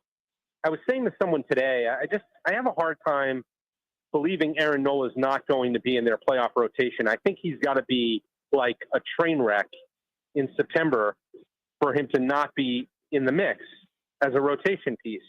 He's not really a bullpen piece because A, he's never done it, and B, the stuff does not necessarily profile out of the bullpen because he is more of a finesse guy, not a power guy. You want more of a power guy to come in the late innings. I guess he could be a long man out of the bullpen in the postseason if he doesn't make the rotation. But, I got to believe in Aaron Nola's track record, and I got to believe in what I've seen Aaron Nola do the last 8 years, where he's been durable and he's been good, way more than he's been bad. I know he frustrates a lot of people. I know that, there's a lot of complaining about Nola when Nola's not great or Nola's not good. But look, I think the experience, I think the track record, tells me that he's going to pitch his way into the rotation in September, into the playoff rotation in September. And if I had to wager on it, I tell you it's Sanchez and then either Nola Suarez or Suarez Nola. I think Luzardo's stuff plays up better out of the bullpen. But again, if Luzardo outpitches Nola and Suarez outpitches Nola in September, it's all about winning the World Series. So I don't think you're beholden by any means, or anyone with the Phillies is beholden to Aaron Nola. He's got to pitch his way into the postseason rotation. I kind of tend to think he will. All right, Scott Lauber from the Philadelphia Inquirer is with us. Phillies and the Mets, obviously. If you were to say right now, one of the lefties is going to the bullpen, Luzardo, Sanchez, is it one of those two guys, number one? And number two, does one guy profile better as a relief pitcher than the other guy? Well, I mean, I don't think it's a given because, again, if your three best pitchers, when the season ends on September 28th, if your three best starting pitchers at that snapshot in time are Christopher Sanchez, Ranger Suarez, and Jesus Luzardo, that's going to be your postseason rotation, at least at the beginning, until you need a fourth, and then it's probably Aaron Nola. So I don't think it's a foregone conclusion. Like I said, I don't bet against Aaron Nola being one of your three best on September 28th. That said, if it's going to be one of the two, Suarez or Luzardo, going to the bullpen, I think it's whoever the better guy is at that time is going to start, and then the other one's going to go to the bullpen. I think they both play up in their own different ways. Luzardo's stuff, from a power perspective, plays very well. Like, it's funny that they're playing the Mets this week, and you and I are talking because the last game they played against the Mets back at home in June, Luzardo struck out Juan Soto in a big spot, sort of in the middle of that game. Sixth inning, I want to say. Maybe it was the seventh. I think it was the sixth. And I remember thinking and writing at that time, boy, close your eyes and imagine if that's the postseason, right? And maybe you've hooked your starter because you tend to go a little shorter with your starter in the postseason. And Juan Soto's coming up in a big spot in the middle of the game. Luzardo looks like a pretty good weapon to get him out with. And I could see that happening. I could see it going that way. You could also look at Ranger Suarez and say, yeah, but, right, he's done it in the bullpen, and he's been effective out of the bullpen. And why wouldn't you put him in the bullpen? I just think ultimately it's the better of the two on September 28th. The guy who's pitched better will be the starter, and the other one will go to the bullpen and will kind of be in that mix somewhere in the sixth and seventh inning in order to get to your power guys late before Durant. Scott, if we were having this conversation on, July 20th, we would be talking about the bullpen a lot differently. Here we are on August 25th. What do we think about the Phillies bullpen as we get down to the final month of the season? Well, I mean, look, I feel better about it because you have Duran in the ninth inning. And that's not something that they have had here for a very, very long time. They have not had sort of that lockdown closer who you feel, great about at the end of the game. And I had Matt Strom on our podcast, Phillies Extra, at the Philadelphia Inquirer last week, and he was talking about, look, I think people generally tend to roll their eyes when you hear relievers talk about roles and how important it is to have definition to the roles back there. I think most people think, how hard can it be, right? Phone rings, they say it's for you. Your job is to go out there and get 3 outs, go get them. What does it matter if it's the seventh inning or the ninth inning or the eighth inning? And Matt Strom said, look, take it from me. I don't know what it is, but number one, there's something different about the ninth inning. And number two, everybody, regardless of your field or your job, everybody likes to know what their role is. Like, I like to come to the ballpark every day as a writer and know, okay, I have to write 2 stories. And, someone's going to be there to write a column, or I have to write a column and someone else is going to be there to do this. So, everyone likes to have their job defined in a way. And so everyone feels a little bit better when you have Duran tethered to the ninth inning, which now means when the phone rings in the seventh, Matt Strom knows it's probably going to be for him. And when it rings in the seventh or eighth, Orion Kerkering knows it's probably going to be for him. They don't have to kind of manage along with the manager and think, well, what pocket of the lineup is coming up, and do I fit here, or are they saving me for the ninth, or whatever. So I think from that standpoint, the bullpen's better. I think, though, that, look, I felt this time of year last year, after they had gotten Carlos Estevez, who they never really called the closer, but they used him like a closer, I felt really good about that bullpen, too. And that bullpen went into the division series against the Mets and got shellacked. So the nature of bullpens is you never really know. And I'll tell you how I feel about their bullpen late in September when I know how they're all pitching. Like, if they're all peaking right around then, and, like I feel good about Durant because I think he's really good, right? I know the blown save on Friday night, notwithstanding, I think he's really good. I think he's the best ninth inning guy they've had since Jonathan Papelbon. And, considering those were not very good teams, probably since Brad Lidge. Yeah. So I like that. But, let me see Matt Strom and Orion Kerkering and Tanner Banks and David Robertson a month from now. And if they're all pitching well, I'll feel really good about this bullpen. But there's no doubt it has more depth to it now. It has more structure to it now. And for that reason, I think they have to feel more confident in it now than they did, even 6 weeks ago. All right, the last thing that has really kind of been up in the air, I don't know if you have figured it out yet, this Rubik's Cube of the outfield. Are they just going to do this on feel? Is it going to be analytically based on, hey, this guy has faced this pitcher and has done X? Do they want to try to get somebody a certain amount of playing time? How do you kind of look at the way the outfield will be the final stretch run here? Honestly, I've kind of given up on trying to. No, and the reason I say that is I've compared it to like Rob Thompson's one of those. To me, he looks when he's managing this outfield, it's like he's one of those plate spinners in the circus, right? Like, I think he's trying to keep all five of them rotating, spinning, and going well when he knows he can only play three at a time, right? So how do you keep five plates going when you can really only use three at one time? And I think, the reason I say I've sort of given up on it is that, it seems to be working. Like, every decision he has made, pretty much, when he decides to play Max Kepler's been getting hits. I don't know how that is or why that is, but it's happening. So, I kind of say well, whatever he's doing, keep doing it. And you sort of see a little bit of a method to it. Generally speaking, you get the lefty hitters, Kepler and Marsh, playing against right-handed pitching, and you get the right-handed hitting outfielders, Bader and Wilson and Castellanos, playing against the left-handed pitchers. But at the same time, you generally face more righties than lefties, and so there are some games where against a tough righty, he sits Castellanos. We can get Kepler an extra game, or it's kind of a feel thing. Rob Thompson seems right now to have a feel for how to keep these five plates spinning at the same time and keep them all going well. I don't know how long you can do that for. I really don't. But so far, so good. It's working. I think that you're going to see them move more toward, replacing Castellanos for defense late in games. I think that's going to happen a little bit more frequently here. It should happen more frequently because one of the things that they do have now in the outfield is they've got some really good defensive outfielders. Harrison Bader is a really good center fielder. That moves Brandon Marsh over to left field. He is a better left fielder than a center fielder.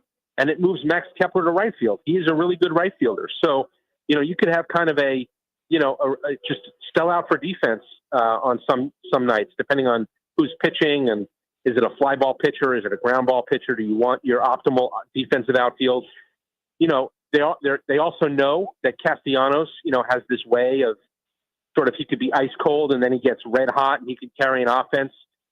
Unlike the other guys we're talking about, when Castellanos gets hot, he gets really hot.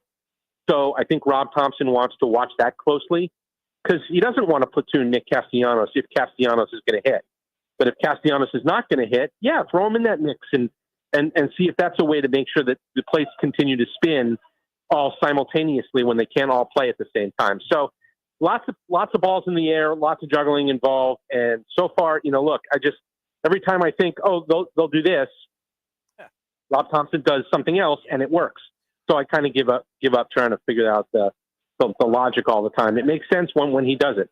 So and we'll get you out on this one. Scott Lauber from the Philadelphia Inquirer. Phillies and Mets tonight. There is no lineup out as of yet, by the way, so we don't know if they're throwing darts at the dartboard. But without saying, hey, is Justin Crawford going to be a factor in this outfield?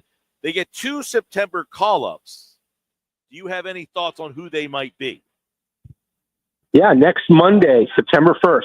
And you're right, it's 2. It goes from 26 to 28. Remember the days when you could fill up your roster with 40 guys and call up everybody? That doesn't happen anymore. And the AAA season runs now until the 3rd week of September. So you could keep guys going in AAA, and you can option guys in and out. The 10-day option thing applies and all of that. But, it'll be interesting to see what they do. I mean, I think, like, the easy thing to do would be, generally it's going to be one pitcher and one player that they're going to add. You can't go to 15 pitchers. You can only go to 14. So the most you can add is one pitcher. The easy thing to do would be to add Max Lazar and to add Otto Kemp, right? Add another bench back to your bench and reliever to your bullpen. I wonder, and I have not, this is just me speculating. I wonder whether, Andrew Painter factors into the September mix, maybe for a start or 2, go to a 6-man rotation. After September 1, you can do that, go to a 6-man rotation and still have an 8-man bullpen. Maybe that's a way of making sure that you get Suarez and Sanchez and Luzardo and Nola an extra day of rest. Even if you do it once, you accomplish a few things. You get Andrew Painter's highly anticipated, long-awaited Major League debut out of the way. Yep. You cross that off, so it's not hanging over you all off season. You also get an extra day for all your starters, and then you can option Painter out and bring another arm in like a Max Lazar later on. So I wonder if that's in the cards on the pitching side.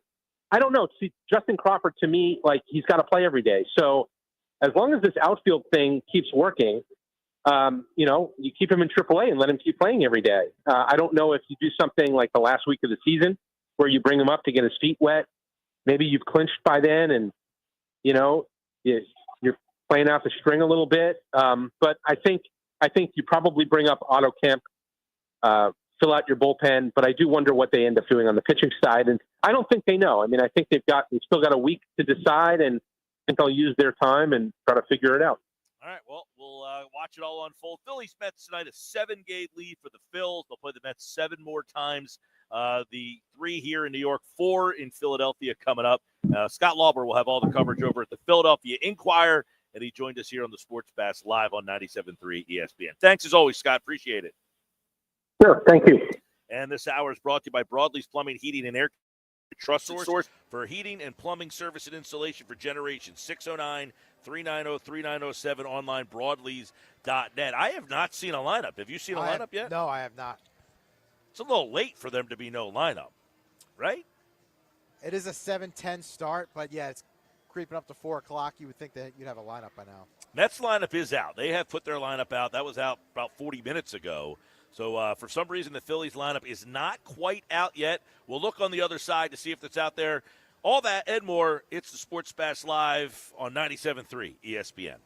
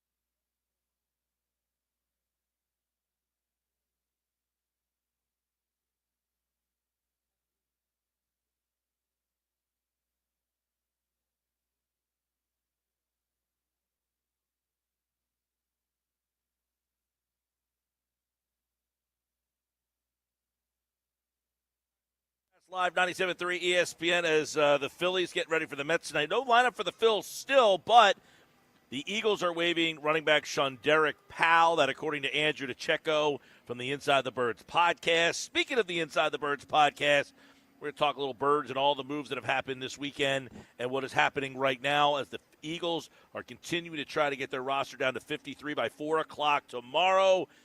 Geoff Mosher from the Inside the Birds podcast set to join us on the other side. By and the when way, that Phillies lineup comes out, we'll get it. Congrats to a little old lady over there who just won $13,000 at the slots. So it is possible. It can happen to Wow. you. $13,000 right Yes. now just happened? Yes, I just saw someone counting out $100 bills to this lady over there. $13,000. All right. Well, football at 4 is on the way next. Stick around. More Sports Bash coming up.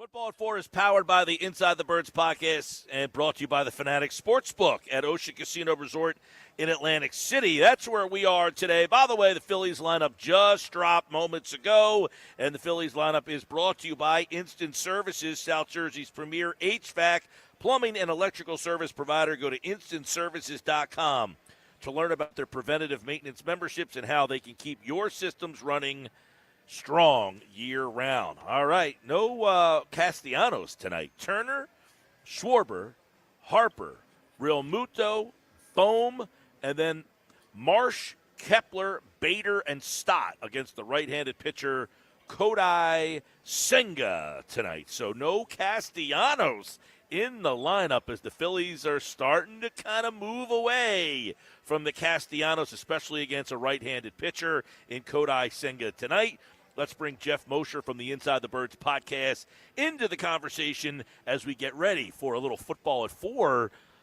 Just, 24 hours till cutdown time. The roster, Geoff, must be set tomorrow at this time. But, man, they are doing a lot of moving and shaking to do some things here.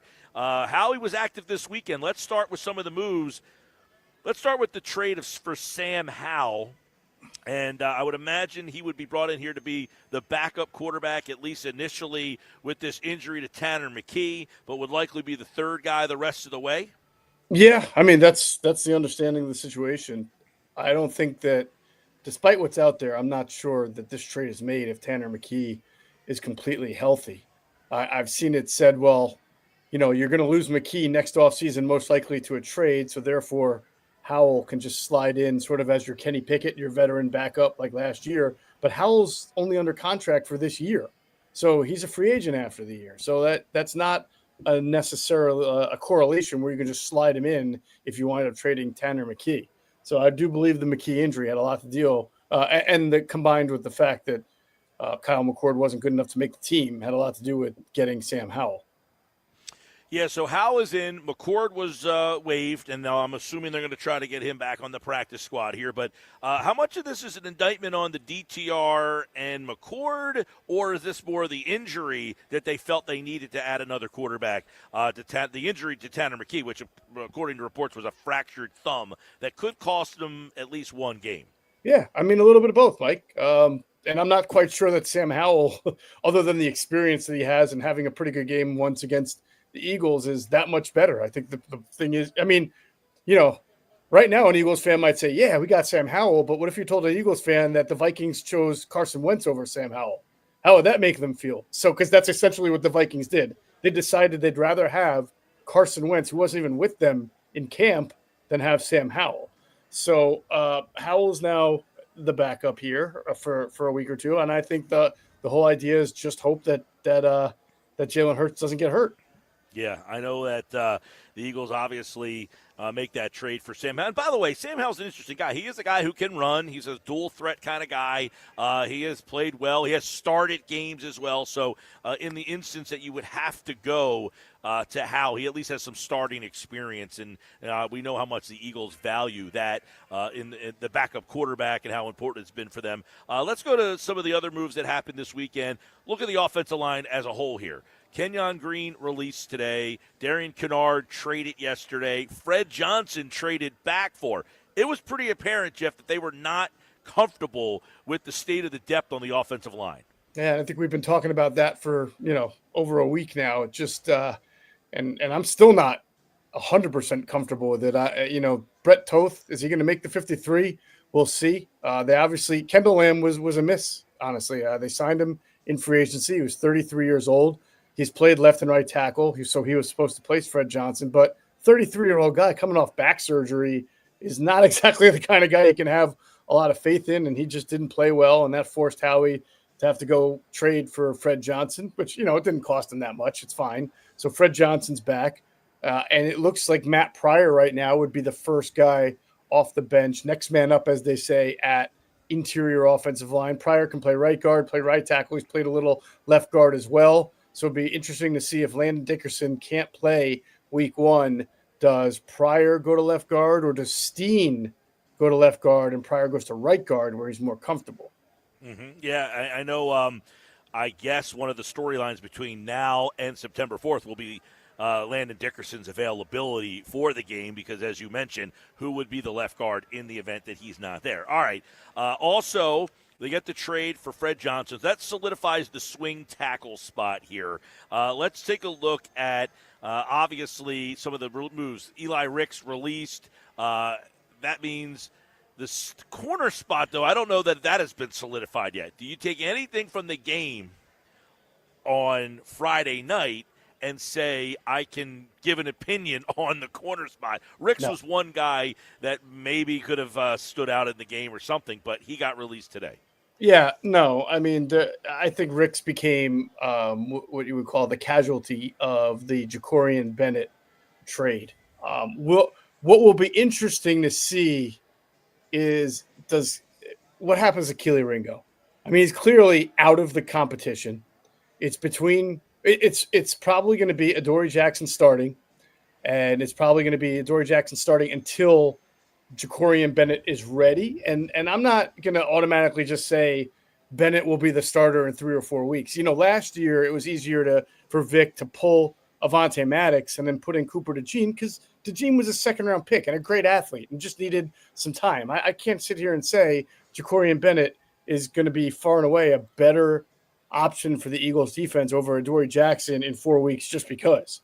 So, but those two are definitely on the team. Mac McWilliams on the team. Cooper DeJean's on the team. So what do you do with Keely Ringo, who is an excellent gunner and a good special teamer, but will there be interest in him from some other team to be like a number 3 corner?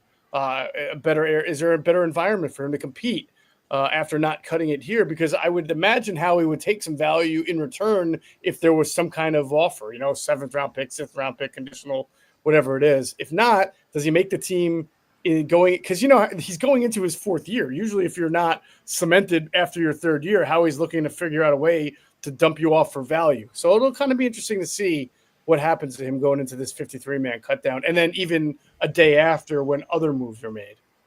Yeah, let's shift over to safety. Lewis Cine, he did have an interception in the game. That shows you that doesn't really mean much because he has been released as well. That's an injury designation, but does it tell you that the safety spot is solidified?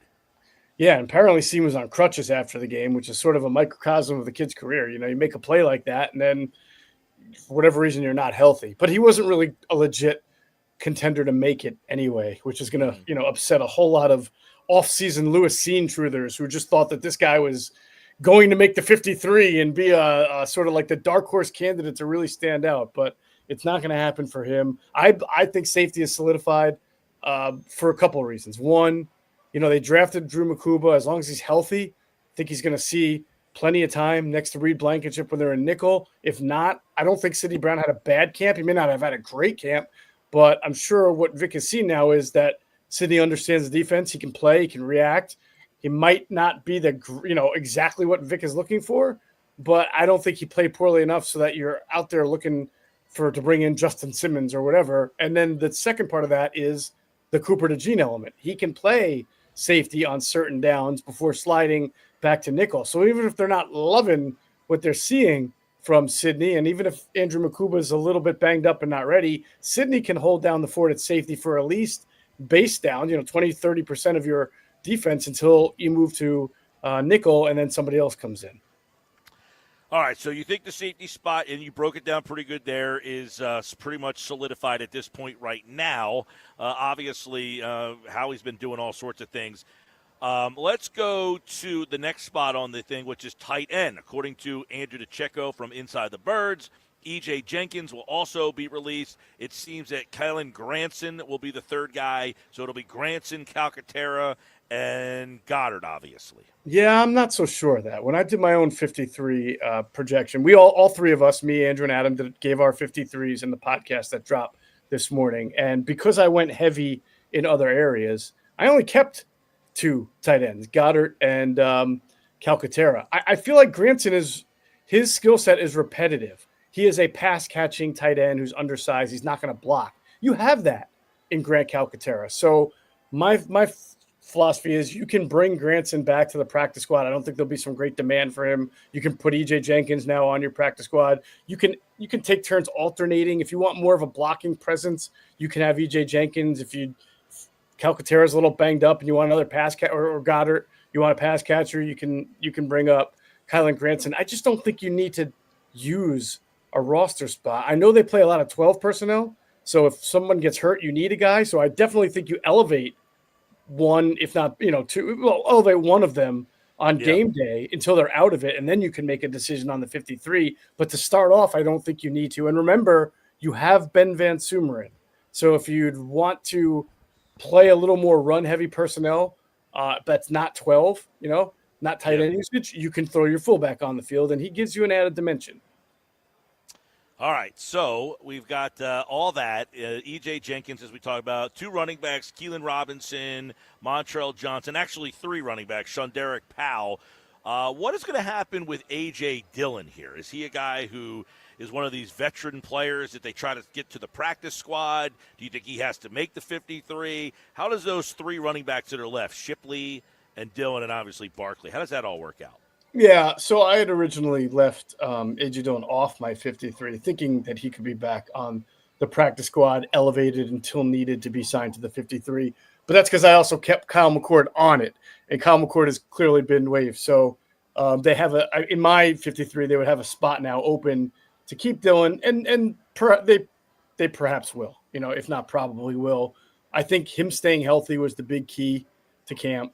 However, I will say this. If they do want to go heavy, if they want to keep a guy like Antoine Powell-Ryland or Cameron Williams, somebody they drafted really late, but they want to develop, but they know will be inactive on game day, then that probably means that Dillon doesn't make it and they try to bring him back to the practice squad. I liked what I saw from Montrell Johnson. I think he's a perfect fit for the way their zone run schemes are, which is out of shotgun. He looks like a good one-cut runner, doesn't have a whole lot of shake and bake to him, but has good straight-line speed, and I feel like he could essentially be kind of a little bit of not a bell cow, but he can carry the ball 7 to 9 times a game as a runner if you didn't have A.J. Dillon, and then you could just involve Will Shipley more in your offense. Yeah, I mean, obviously, this is a very run-heavy team, and they are very heavy with Saquon Barkley. But I guess the question would be, is Barkley going to get the same burn that he got last year, or are they looking to scale that back? They got Dillon as a free agent signing, and Shipley, who obviously flashed and showed some stuff, especially in the pass game, Geoff Mosher.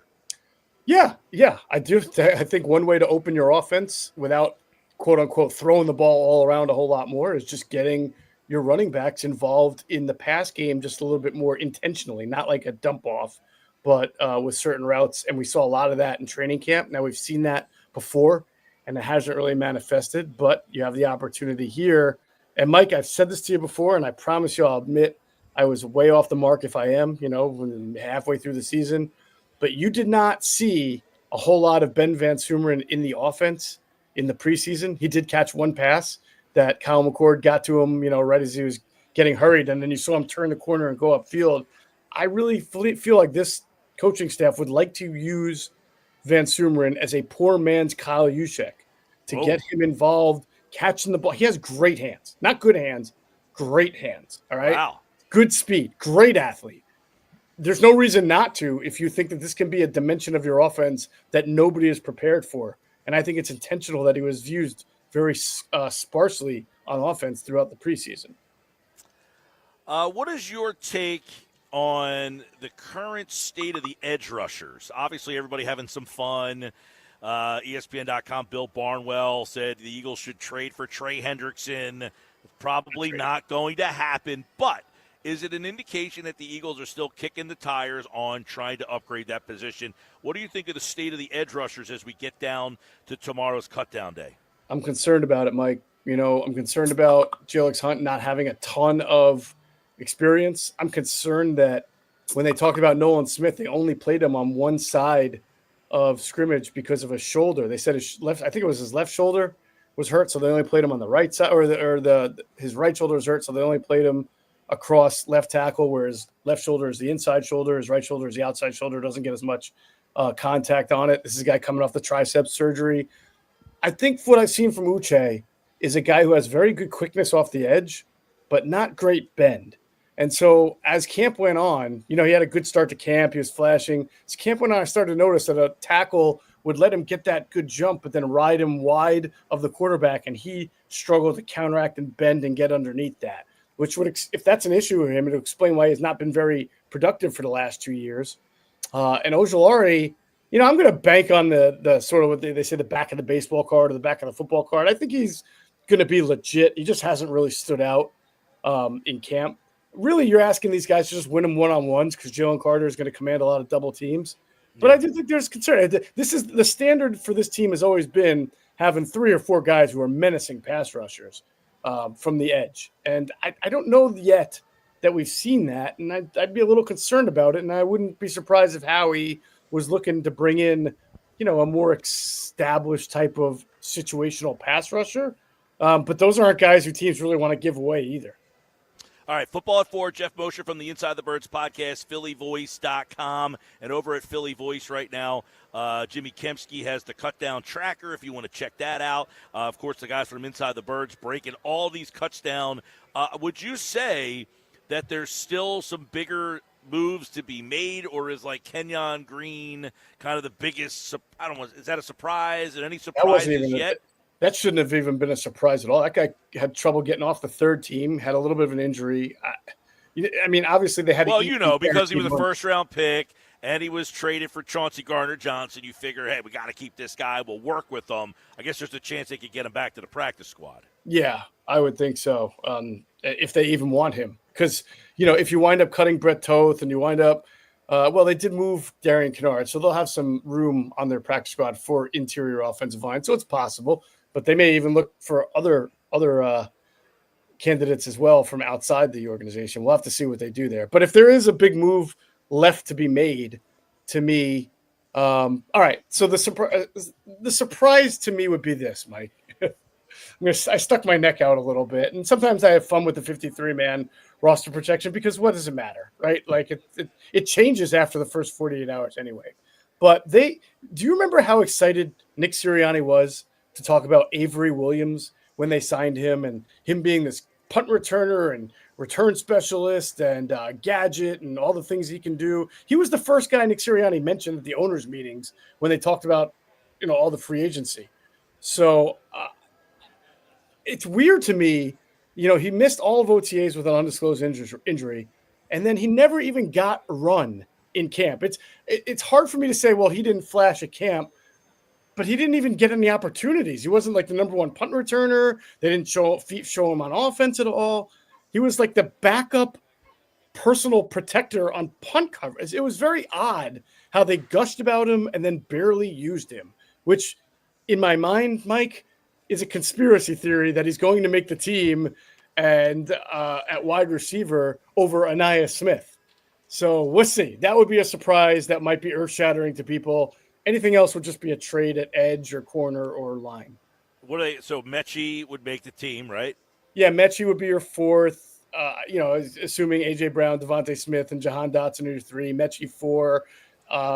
Darius Cooper for sure 5. The training camp mayhem. Or not mayhem, but phenom, I should say. And then, of course, Avery Williams 6, yeah. So he's not just a Paul Turner. No, see, people are calling him a training camp darling, and I'm like, you guys are getting the definition of training camp darling wrong. That's a guy who shines at training camp but cannot play in the NFL. We've got a long list of those. I think Darius Cooper can play in the NFL, and I'm interested to see if he gets a little bit of a shot early on in the first part of the year. All right, Geoff Mosher from the Inside the Birds podcast, InsideTheBirds.com, Philly Voice as well, and, of course, here on Football at 4 on the Sports Bash. 4 o'clock tomorrow, the Eagles need to get down to the final 53, but they are working their way down there right now. Another trade by the time me and you talk on Wednesday? Oh, God, there might be another trade by 5 minutes of me hanging up with you. All right, well, stay busy, man. I know you're keeping an eye on all of it, and check out for the podcast on all podcasting platforms, and Geoff Mosher and the guys right here on Football at 4. Thanks, man. You got it, bro. All right, there's Mosher on a Football at 4 and Football at 4 on the Sports Bash Live on 97.3 ESPN is brought to you by our friends over at the Fanatic Sportsbook, which is where we are every Monday, including right now. If you want to check out the Fanatic Sportsbook, you get all of the TVs, all of the setup, and, of course, the great Fanatic Sportsbook where you can bet on the team you love and the ones you don't right here at Ocean Casino. All right. When we come back, Earnshaw's in the house. Nick's Nuggets, we'll see what Nuggets he's got packed for us today. I was in Philly this weekend. I heard. Watching the Phils on Saturday night. And I saw Johan Duran come in the game, and everybody stopped what they're doing. Now, you were at that game. I was. Saturday night. I did participate in the entrance. All right. We'll see what Earnshaw thinks about that. He's got a busy night ahead of him as well. He'll explain coming up next on the Sports Bash Live on 97.3 ESPN.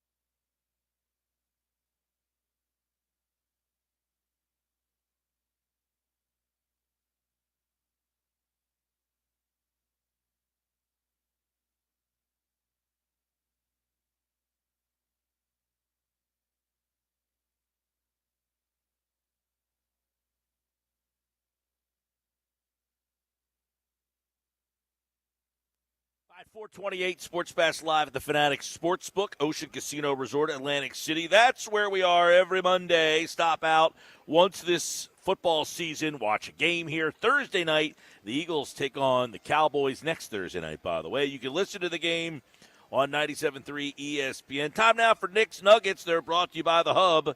Gear that works as hard as you do. Nick Earnshaw is host of the Shift podcast. He is producer of The Locker Room weekends on 97.3 ESPN. He's the do-it-all man. He's going to be doing more and more and more. You can check him out. And, of course, right here on the Sports Bash for Nick's Nuggets now on 97.3 ESPN. Nugs, what's up, man? What's going on, Mike? Yeah, we got a busy night. Debut of Earnshaw Radio, new digital show we are coming out with on the YouTube and X platforms as well. So you follow it there. 6:30, got a little announcement. First video, first stream, the whole thing. And then we're recording an episode of The Shift tonight. So live shift during the Phils. We'll do a little watch along with the Phils game too as well. So it's going to be a busy night to say the least, Mr. Michael, because there's a lot going on. You know, when you get to the end of August, early September, I mean, you get playoff baseballs rolling around, the NFL season starting, basketball training camp getting going a little bit, Mike. I mean, it's that time of year. It is, but I'm looking at next year. When the Phillies schedule comes out, we were talking about the Field of Dreams game. I just looked up ticket prices for the last time they played that game. Don't tell me. And Don't say it. You can't say it. Oh, no. Oh, no. I don't even want to hear it. All right. The ticket prices for the game, the last time they played in 2022 was averaging between $967 and $1,237 on the secondary market. Yeah, I'm out. I'm out on that. Totally out, aren't you, PG? Well, listen, I'm going to start saving in the piggy bank right now, I guess. I think that's what I have to do. I got to start putting stuff into the piggy bank, dollars, coins, whatever I got. It's like you go out and get a lemonade stand. I'm going to go set up a lemonade stand, Nick's Nuggets, maybe sell some nuggets on the side with the lemonade because, my goodness, that's expensive. What's the most you would pay for a ticket to that game? Oh, how much did you say? $1,000, right? Between $900 and about $1,300. Oh, I'd do one. I'd probably go one. If I start saving now, I'll do one. You would drop $1,000. Yeah. How much would you drop on Eagles Cowboys opening night? Oh, this is tough. Now my bank account's getting smaller and smaller. This is getting smaller and smaller. I don't know. If I gave you two tickets, Field of Dreams or Eagles Cowboys opening night banner? You know, it's funny. I was going to start this nugget with the Field of Dreams thing. I was going to start the nugget with the Field of Dreams thing, right? It's not about the Twins. I know the Field of Dreams game. I'm going to see cornfields. Pay $1,000 to go see that game. You don't think that stadium and that scene would be awesome? That's okay. I mean, I'd rather go to Eagles Cowboys. No way. No, you can go to Eagles Cowboys any year you want. You go to Eagles Cowboys any year. Not after they win the Super Bowl and they drop the banner. That's a good point. Good point. But Field of Dreams is the top movie of all time. How many times are they going to do this over and over again? They haven't done it since 2021 when it was the White Sox and Yankees. It's the aura of Iowa to go out to one of the greatest movies of all time, and the Phillies are playing in it, coming out of the cornfield. It only holds 7,800 people. Happens once in a generation. I mean, Pete, this is a tough one, man. I'll tell you this. I went to that game in London. It was one of the greatest sports experiences I've ever had in my life. Wow. Well, how much do people care about this game outside of Philadelphia and Minnesota? And Iowa, for that matter. It was I think it was the highest rated thing. I mean, it's not that people care about it as much. It's the experience of just going to the Field of Dreams, seeing that, the movie set, all that stuff. And then you're at a big league baseball game so for those of you who aren't aware, they did the Field of Dreams game in 2021 and 2022. They built a stadium specifically for that game. But there's a whole story behind this. Two families own that cornfield, and they hate each other. And the one family owned center field and right field. The other family owned left field. Well, the guy who owned left field, I think, sold it to the guy who owns, and they tore that stadium down because they turned it into a youth sports facility and built a new stadium on that spot.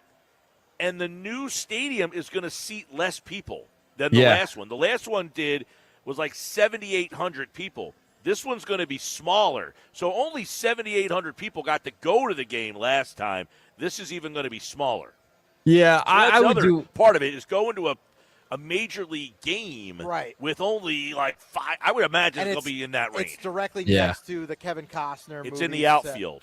They said they looked at the Kevin Costner Field of Dreams field, but they could not get it up to major league standards. Right. So they built this stadium. It's right in the outfield. It's like adjacent to where the movie set is. Right. This one's a tough one. So I'm going to also throw this at you because here's what the nugget was going to be. Would you rather go to the All-Star game in Philadelphia or the Iowa game? Which would you prefer to go to? 100% Iowa game. I would go Iowa game too. I don't know that there's a sporting event that I'd rather go to than that. I would go Iowa too. Pete, I don't know how you couldn't go Iowa for this one. I mean, there's only, a couple thousand people there. It's under 10,000. The cornfield's in the outfield. Imagine a Schwarbaum, if he re-signs, into the cornfield. I mean, come on. Well, they're saying that the Duran entrance is going to be, fireworks in the cornfield. All right, so I think, and I don't know about this, I'm trying to think, of all the possible events, I might rather do the Little League Classic, but I'm not 100% sure on that. Out of over the Iowa game?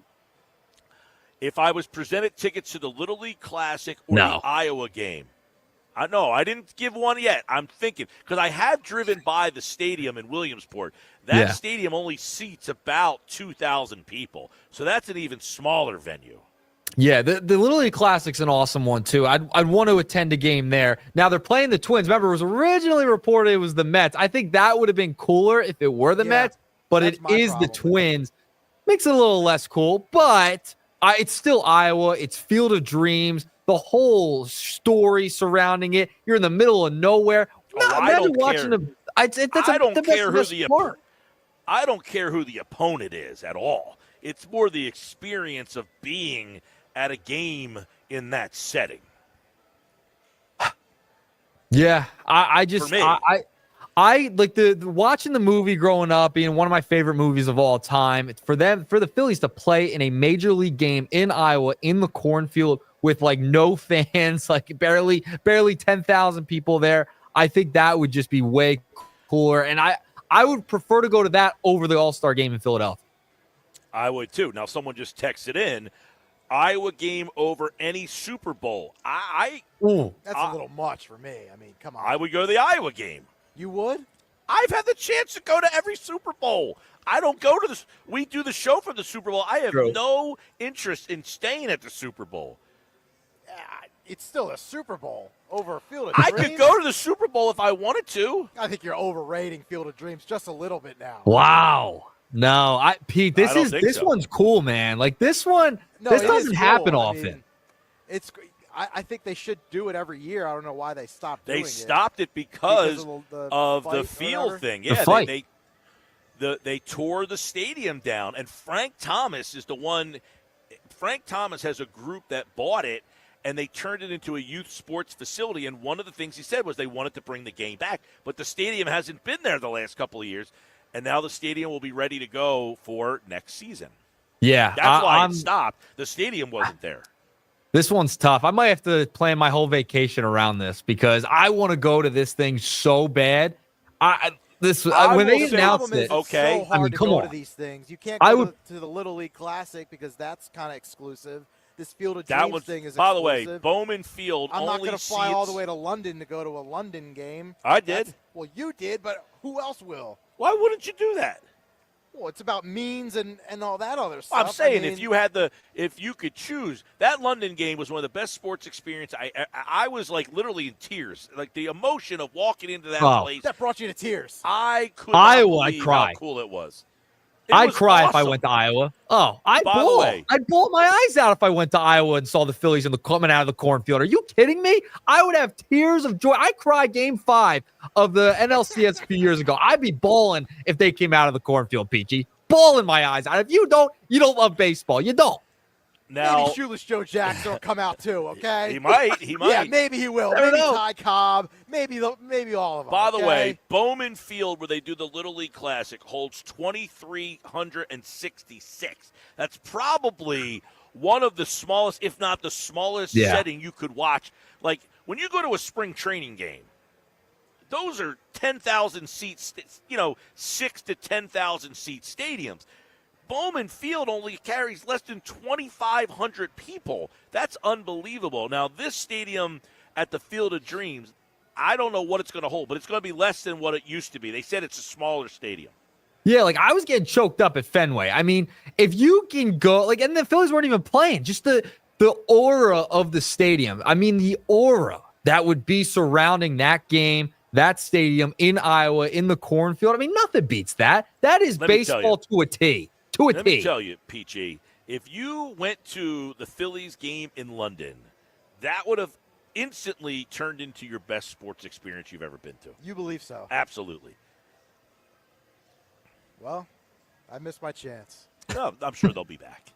I would imagine the Phillies will be back in London again at some point because the stadium was filled. That was the whole point of it, is that the stadium is filled with Phillies fans. And you're like in another country and the place is going crazy for the team that you're there to kind of watch. Now, if you went to go watch two other teams, probably wouldn't be the same feeling. But I would go to watch two other teams in Iowa. I'm just not, now someone just texted in that, let's see, I saw something here on my, says that the Iowa tickets will be about $5,000.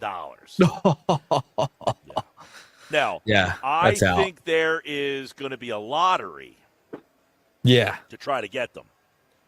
Definitely. There's definitely. The problem with the Iowa game, is this. To fly from anywhere to whereverville, Iowa, is like a $500 flight. Yep. So that's a problem. I mean, it will be a massive, massive investment to go to that game for somebody. And you almost can't go with like a group of people because to get tickets as like, hey, 6 of us all want to go, you're not getting 6 tickets together. You really have to be a resident of Iowa to really even think about it. Well, and what they'll probably do is they'll probably hold tickets for the Phillies, for the Twins, and then they'll do lotteries for those two teams and then give tickets to the people of Iowa, too. I think that's how it would probably go because it's so limited. There's not going to be a lot of people there. And by the way, I'd go by myself in a heartbeat. I would go in an instant by myself. I'd sit there and just enjoy. I mean, that's the beauty of the whole thing. But, man, I can't believe the Phillies are playing in this game. I'm so excited. I think fans should be really excited about that, too. Even if you just watch it on TV, if you can't go, watching that game on TV is going to be awesome, too, because that's even an experience. I will say it is a gimmick, but it's a good gimmick. Well, listen, the MLB is starting to do all these things. Would you go to the one at the NASCAR race? No. Okay. I would not go. You wouldn't go to that either? I mean, that one doesn't interest me all that much, but like 90,000 people, I guess they're trying to – but MLB is trying to do more of these things where they're trying to do these things. Now, for the game, tickets are not available yet, but it says tickets will likely be scarce. Stay updated with MLB.com and the Field of Dreams movie site for official announcements on when and how to purchase them. Be prepared for high demand. The venue is small, so ticket availability will be limited. Now, here's the thing. I would be willing to go to Iowa just to be in town for the game, even if I couldn't get into the stadium. How about that? Yeah, you can drive by the stadium.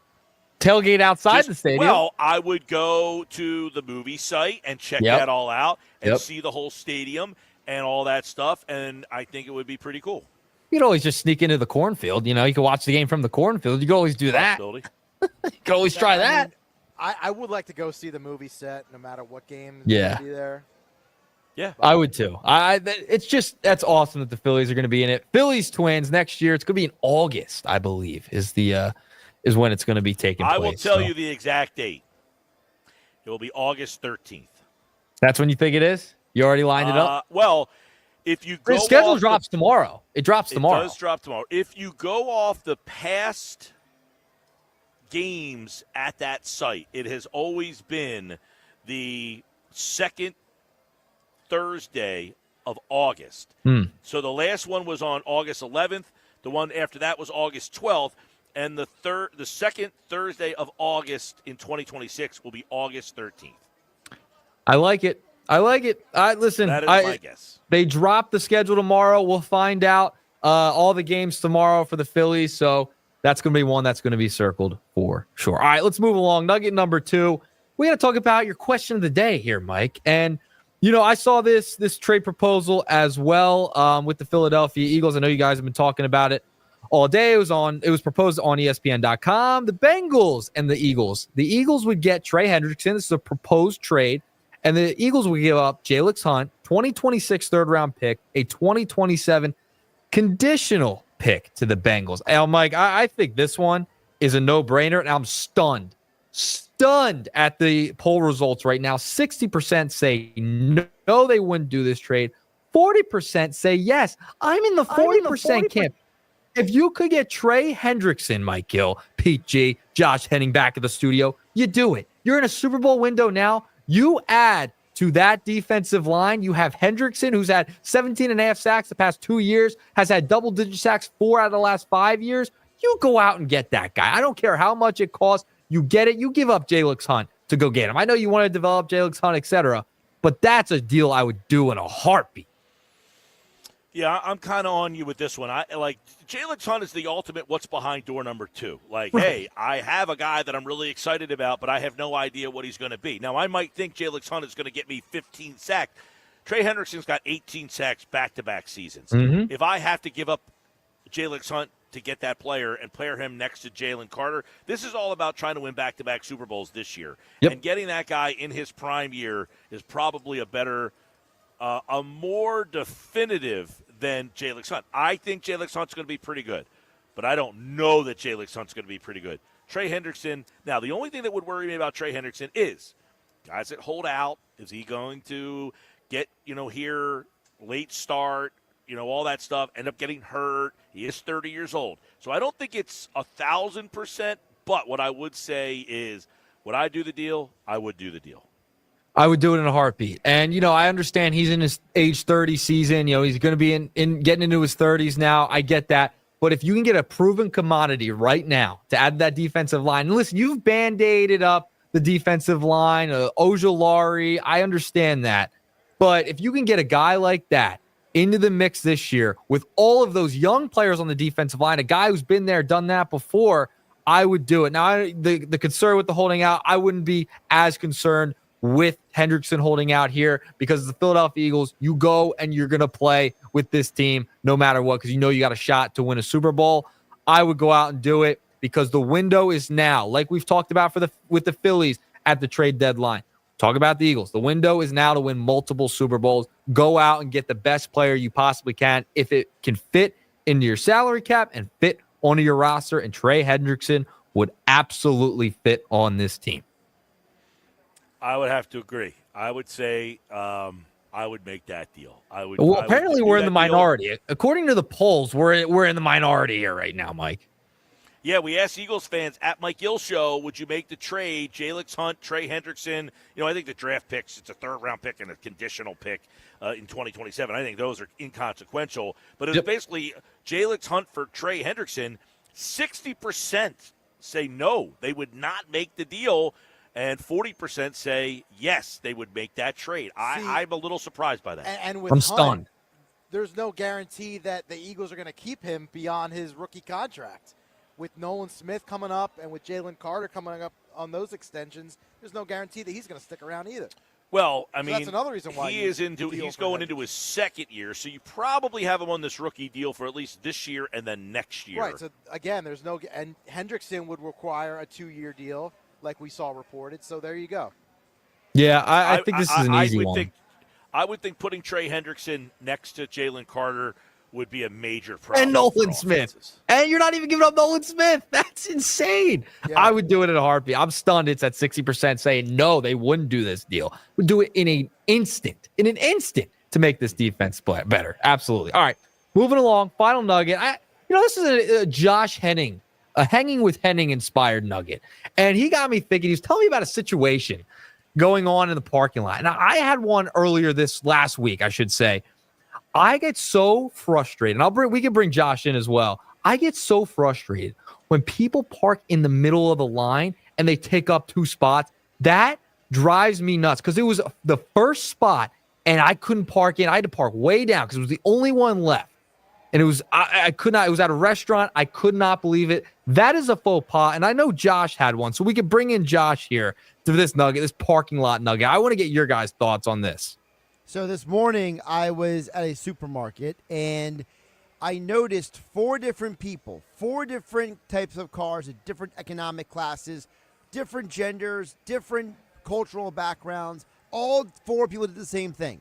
There was an open pull-through spot and they all stopped. One of these people insisted on backing out of their spot instead of pulling through.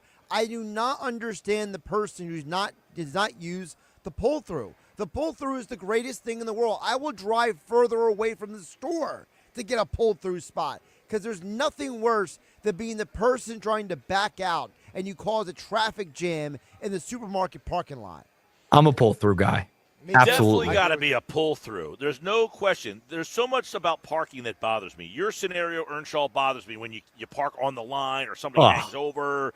I mean, I don't understand how hard it is just to park the car straight. But the pull-through is a definitive you have to do. When the spot is open in front of you, you have to pull through and go and open that up. The one thing that bothers me more than anything with the parking situation, when you're the person backing out of the spot, you don't wait for the other person. They're waiting for you. That's true. Exactly. Yeah. Okay? So I hate when that person looks and they act like you're just going to keep rolling past. No, I'm waiting for you to get out. The other thing that bothers me about the park situation, when you're the person getting in the car to give up a spot, get the heck out of the spot and do whatever you need to do afterwards someplace else. I don't need you doing this, doing that, looking for that, looking over here. Get out of the spot and open it up for somebody else. Some of us have children, and you got to put them in car seats, and they're asking for their water bottle, and they're asking for their toy. There's other stuff in play there. Now, what about the Billy back-in? Yeah. What about the Billy back-in? I'm not a big Billy back-in guy. I hate the back-in. I hate the back-in. You're not a Billy back-in, huh? No, it's unnecessary for you need to back your car into a spot. Why? Oh, so it's easier for you to get out? Exactly. I don't care. Front park. Get out of there. It's like when Pull through and Billy back in. In. The person who backs in is a look at me. Look at me in my big truck. Right? That's the Billy back in. Look at my big truck. That's what you were trying to say to me, right? I have such a big truck that I have to back it in. Now, front pull it in like everybody else. It saves time on the back end. Yeah. Three-pack. All right. See you guys. Thanks, Earnshaw. Good luck with your show today. Nice polo, Earnshaw. Nick's Nuggets are brought to you by The Hub, gear that works as hard as you do. 5 o'clock hours coming up next. We're live at the Fanatic Sportsbook here at Ocean Casino Resort.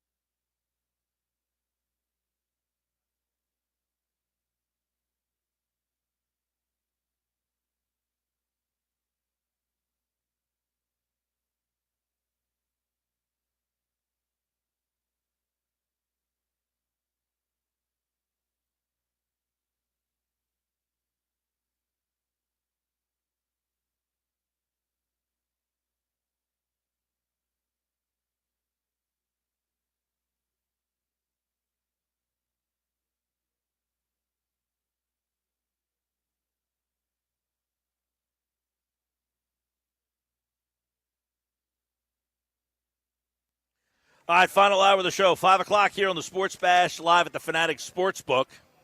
This hour is brought to you by Whitehorse RV Center, Williamstown, and Galloway. Don't miss the red tag clearance event going on now at Whitehorse RV. Your RV adventure starts at Whitehorse RV, Williamstown, and Galloway. So we ended the last hour at Knicks Nuggets. What is the greatest sports event experience that you ever had? What's yours? What's the best sports experience you've ever been to? You have a game, something that you've ever gone to that you would say, that's the best sports experience I've ever had? You know, I went to the West Virginia Clemson Orange Bowl way back when they scored all those touchdowns. Oh, I remember that game. Yeah. The West Virginia Clemson Orange Bowl. Yeah. That's a pull I didn't expect. Yeah. I would probably vote that one. Maybe a 2008 Phillies game, Phillies NLCS game. Oh, you know what? I was at the Roy Halladay no-hitter. Oh, wow. In the playoffs against the Reds. There you go. I was at that game. Yeah. I was also at the game when, who was it that hit the home run off CC Sabathia? Was it Victorino, right? Hit the grand slam? Grand slam, Victorino. I was at that game, too. That would be two of them, probably my top five. What's the greatest sports experience that you've ever had? You've ever been to live and in person? Did that game have the Brett Myers at bat? Yeah. Okay, that was the same game? Yep, that was the one where Myers fouled him off, yeah. See, I was at the Josh Beckett no-hitter at Citizens Bank Park. Remember that game? He threw a no-hitter against the Phillies. No. Oh, against the Phillies. I was going to say. Yeah. I was also at the game 2 years ago. Was it last year or 2 years ago when Bryson Stott hit the grand slam against the Marlins? I was at that game.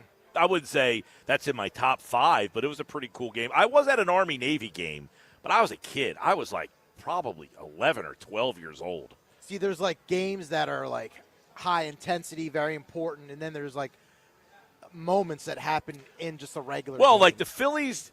Okay, the greatest sports experience I think I've ever had was when I went to the game in London. It was Phillies Mets. It was just a regular season game, but just like the pageantry and like how cool that stadium vibe was. Now the stadium was nothing great. I mean, the stadium was kind of a dump, honestly.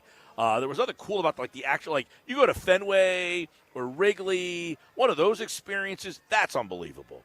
This stadium experience wasn't it, but it was the fact that like the Phillies took over the stadium and just the way, you're in London, and I had always kind of wanted to go to London. I hadn't been there before, and just like that whole thing and watching all the Philly fans like walk into the stadium, and it was like 70-30 Phillies fans over Mets fans. Like that's, I think, added to it. I was at the You've been to a Winter Classic? I have been to a Winter Classic. I was at the one at Citizens Bank Park. I was also at the Stadium Series game at Heinz Field in Pittsburgh. Oh, that's a good one. But I was watching them from the media press box, so it wasn't like the same. Right. I would think that. Yeah, I'm trying to think. Like, I've been to a couple NFC Championship games, but the Eagles lost all of them. I was at the one they played Carolina. They lost that game. That's probably the highest. I've been to a Stanley Cup game, the Flyers against the Blackhawks, but they lost that game. I haven't been to an NBA Finals game. Those games are like high stakes, high importance. I was at Game 7 for Sixers-Hawks. Right. Didn't go very well. Oh, that was the Ben Simmons game. That was the Ben Simmons game. I was at that game. That was the famous Doc Rivers post game. I don't know if we can win with Ben Simmons. I'm wondering though, for people out there, what would you consider your greatest sports experience in terms of a game that you've been to? I would say, if I'm just going off the top of my head, and I'm trying to remember here, I haven't been to a West Virginia game that was all that special. So that's probably – I did go to an NCAA tournament game for West Virginia, but that was like a first-round game. So I wouldn't put that in there. Sixers, I've been to the Game 7. I was at the Game 7 when they beat the Bulls with the Andre Iguodala team. Right. Were you at that game? Yeah, I think we were at that game. Rank was there. Now, we went to the Garden. We saw the Knicks game at the Garden. That's an experience. Going to the Garden. Like, yeah, I've been to a Wrigley. That was awesome. Fenway, that was really cool. I was at Dodger Stadium. I I wouldn't put that on the bucket list of places I need to go back to. Place was kind of dumpy.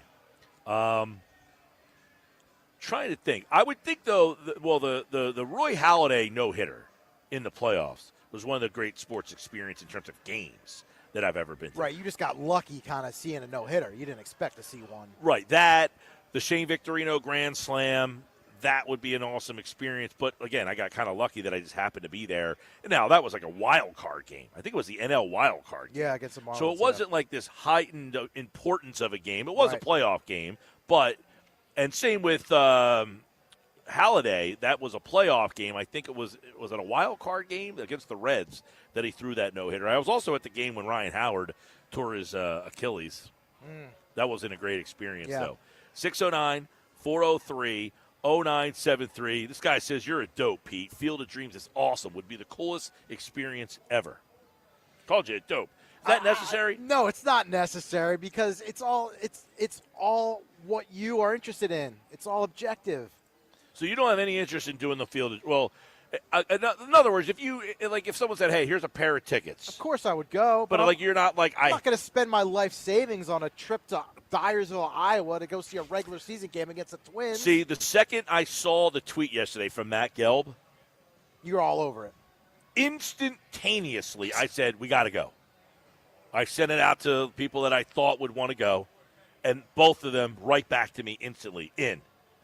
One of them was Nuggets. Well, of course, Nuggets is going to go. Yep.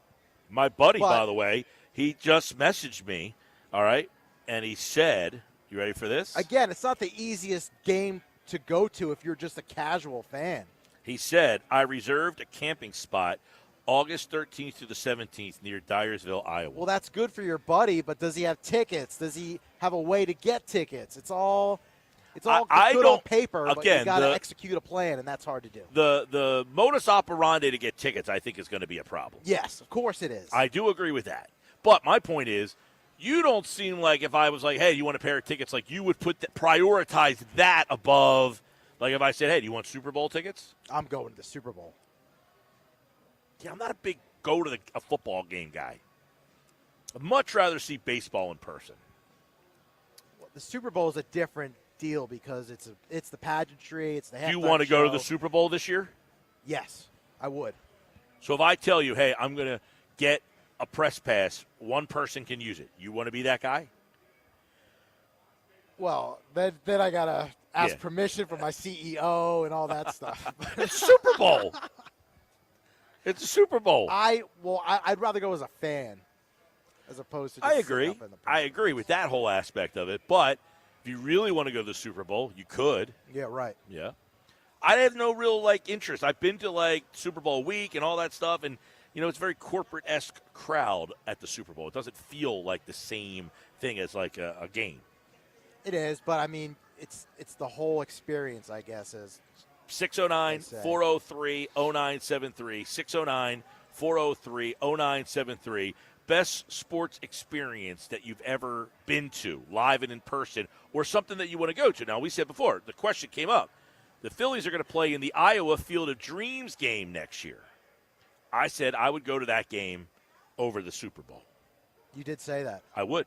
And I'm not backing down on that. I would say if you told me you can have 2 tickets to that game, just look at the ticket prices. They are unbelievable. Well, they're not out yet, but the past ticket prices. I don't know when those tickets are going to go on sale. The schedule comes out tomorrow. So I don't know when the tickets for single game stuff. It's going to be all through MLB. You read something that it was over $1,000. Last time they had the game. The last time they had the game in 2022, the tickets were on the secondary market. Now, I don't know what they're going to be. I guess you have to enter a lottery or something on MLB.com. I would imagine that it's a MLB production, right? So they control the tickets. So they divvy them out. Right? Yeah, I don't imagine you're going to get a Philly because I think it's a Twins home game, by the way. Right. So even if you're a Twins season ticket holder, it'd be hard to get tickets. That's a good question. If you're a Twins season ticket holder, are they releasing a certain amount to Twins season ticket holders? Do they get first option since they're losing a home game? Yeah. Yeah. Well, the Eagles played in Brazil last year, and I think, the Eagles didn't offer too many tickets to those people. Yeah, I don't remember how that all went. Now, we got tickets for the London game Well, the Eagles game's a little different, just really quick, because remember in the NFL now, they have the weird schedule where it's like 1 year you have 9 home games, 1 year you have 8 home games, right? They alternate between AFC and NFC. The Packers game last year would have been the Eagles' 9th home game. So actually the Eagles didn't lose one of their primary 8. It would have just been the bonus 9th. So now with a lot of the London games now, a lot of teams are losing that quote-unquote 9th home game. So it's a little different than Major League Baseball, where the baseball teams are guaranteed by Major League Baseball, by the television networks, X number of dollars per home game. So that's why the Twin situation is a little unique. Well, every other year, teams are going to get a 9th home game. 1 year it's going to be NFC teams. That's why I said the other it year it's going alternates to be between AFC. AFC and NFC. Well, Yes. like when the Phillies But played, you're still losing just because you're still losing a You're home not game. losing the primary 8. They call it a minimum of 8 that you're supposed to be promised. like the Phillies have played in the Little League World Series Classic Twice. Yeah. Did they lose?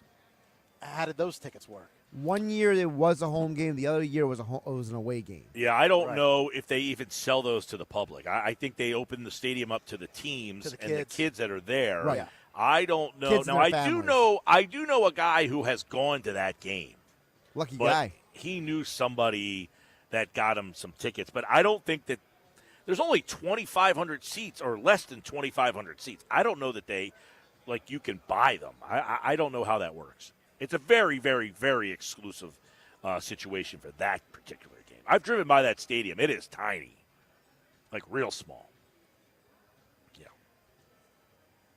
I would just say that to me the big difference in some of this is what you guys talk about with what your favorite sporting event is.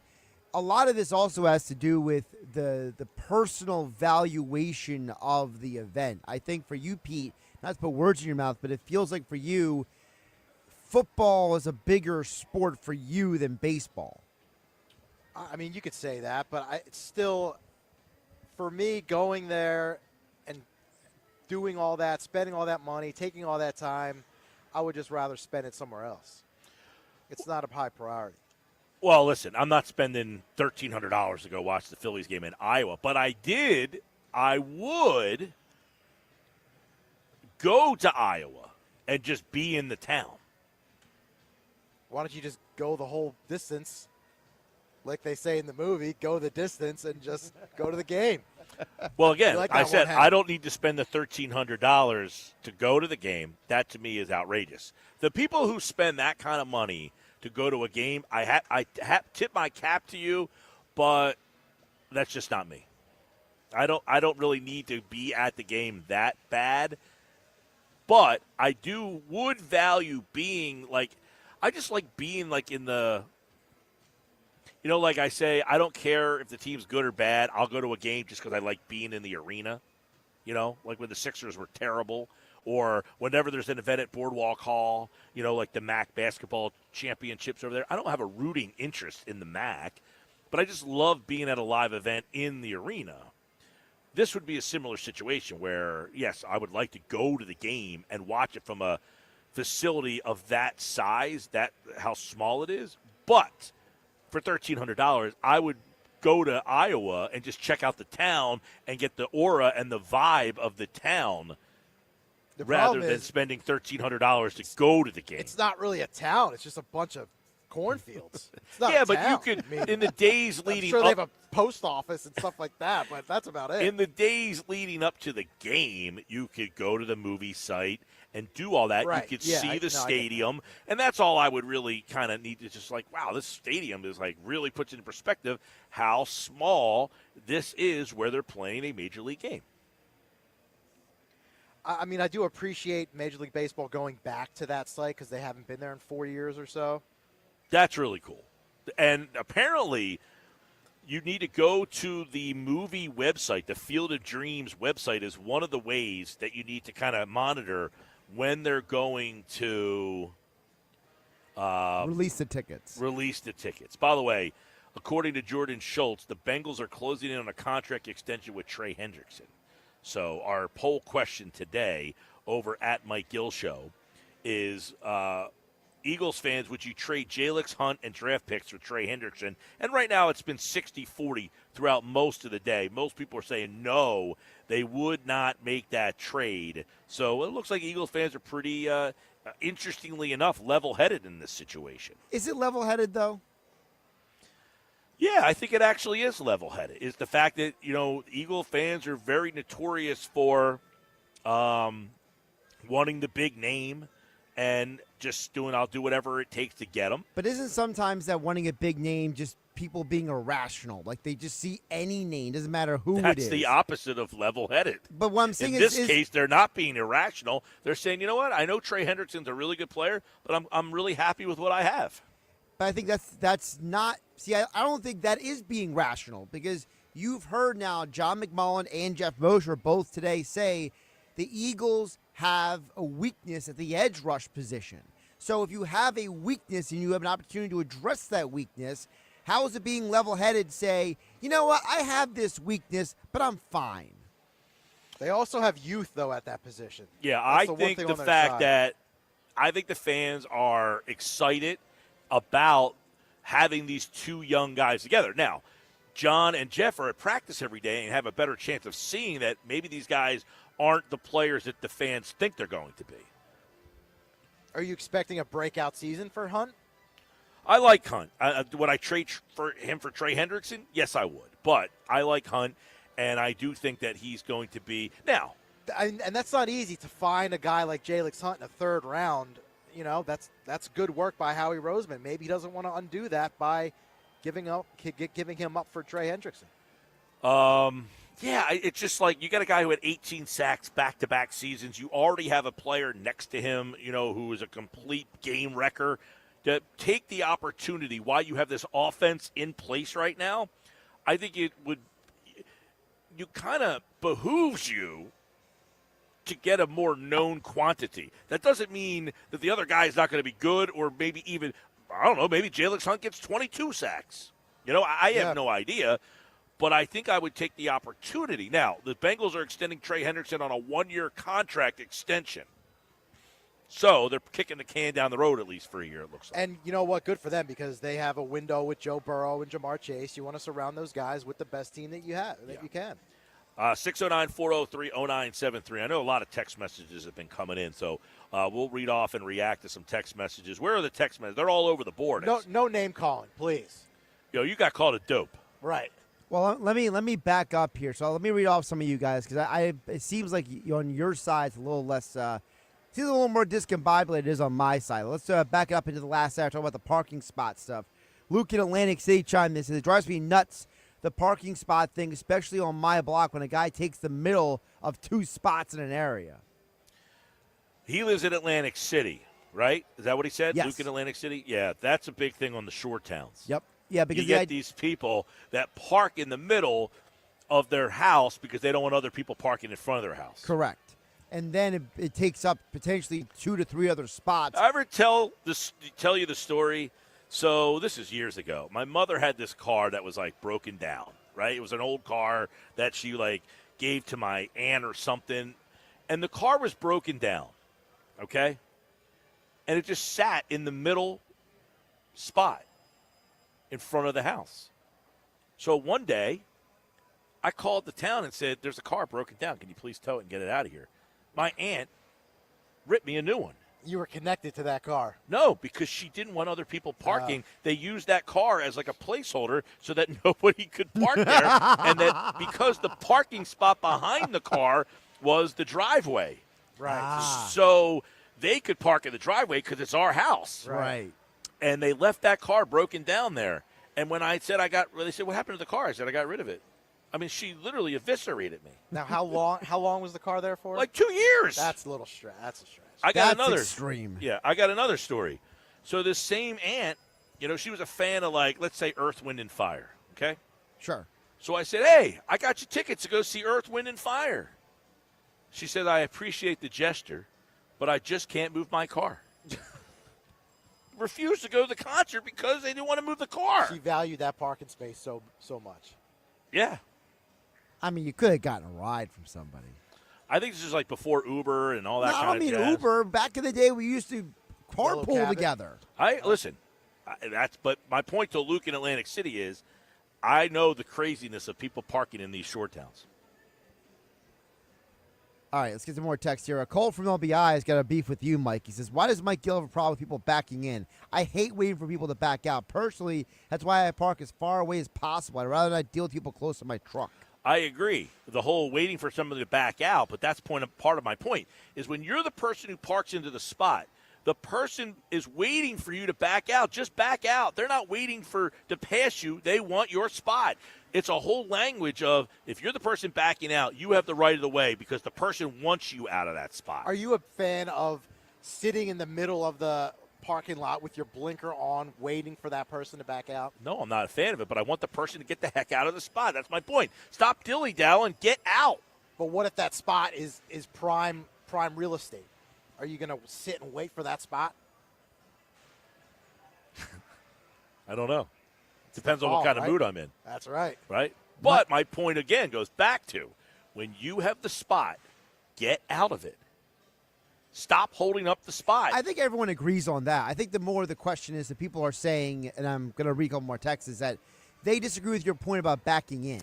The whole backing in thing, I get it. These people have big trucks and they can't turn.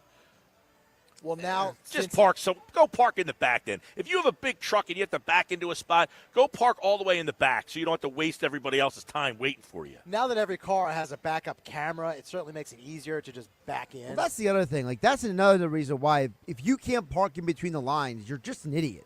Because you have these cameras that show you exactly where you are in the lines. I agree. You have cars that do it for you. But the backing That in too. thing is another. It's like this guy with his monster truck is just, some guy said, oh, I guess Mike Gill never drove a pickup truck. No, I have not.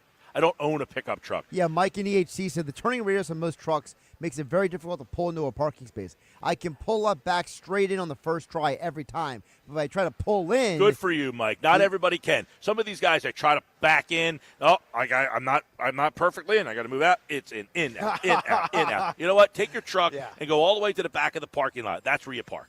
You want to back into the spot? Go to the back. Tom from the Villas has got a game for you, Mike. He says, I was at the Terry Mulholland no-hitter when I was a kid. Nice. And I was at the Eagles Snow Bowl game. That's a cool game, yeah. Snow Bowl Versus the Lions? against the Lions. Lions. That's a good game. The Mulholland one's pretty cool. I was supposed to go to the Millwood game when he threw the no-hitter, and we were like debating on whether to go. We decided not to, and then he threw a no-hitter. See, those are that's the difference between just you're not expecting to see a no-hitter or a perfect game as opposed to going to a high-stakes Now, playoff game. if you were at a random no-hitter game in today's world, do you think it would be as impactful? Yeah, because you don't see them as often. Maybe. I guess so. Like, is the no-hitter as cool as it used to be? Well, it's cool because you never see it anymore. Well, I'll tell you what. Completes a game. I know. When you see a complete game now, the fans go crazy. Just for, like, a complete game. Exactly. Yeah. Even 9 innings, one hit. Yeah. Wheeler had that a couple weeks ago. What else we got? A person didn't leave their text name, but was say anonymous says, seeing Duran come out to close for the first time as the Phillies closer, the entrance, the light show, the spectacle, that's something everyone must get a chance to see in person. How about that? I'm wondering if that guy would pay for it. I sure hope he wouldn't pay for that. I'll tell you what. I said I went to the game when the Phillies played the Pirates at PNC Park. Their closer was David Bednar. He had a whole light show and everything, and I thought it was awesome. And I was like, I looked it up on YouTube and wanted to see it. And that's for David freaking Bednar and the Pirates. Yeah. Came out to the Renegade. Dun, dun, dun, dun, dun, dun, dun, dun, dun, Now, what dun, dun. college uses that football? The Renegade? I don't know. Nebraska or something? How about that's one of the things. Like if you went to Virginia Tech for Enter Sandman, Yeah. Oh, that'd be amazing. one of those things. They got Some to of be those good, though. They places- stink right now. Some of those college football, like when you, like the opening, like some of those college football places. Florida are nuts. State uses Renegade. Yeah. Florida oh, State, okay. Good job. So man. that would be an experience. You go to a college football game before the kickoff and the whole light show and that whole experience. That would be pretty Penn cool. State whiteout. So for Florida State, when the actual Seminole chief comes out on the horse, they played Renegade. I would Renegade's like a to good be one. there for that. Yeah. All right, let us know. Best sports experience. Also, on the other side, you see the list the Hollywood Reporter put out? It's list of the top 25 sports movies. Uh-oh. I'm sure Field of Dreams is on that list. Check it out on the other side. Stick around. More Sports Bass live from the Fanatic Sportsbook at Ocean Casino Resort in Atlantic City.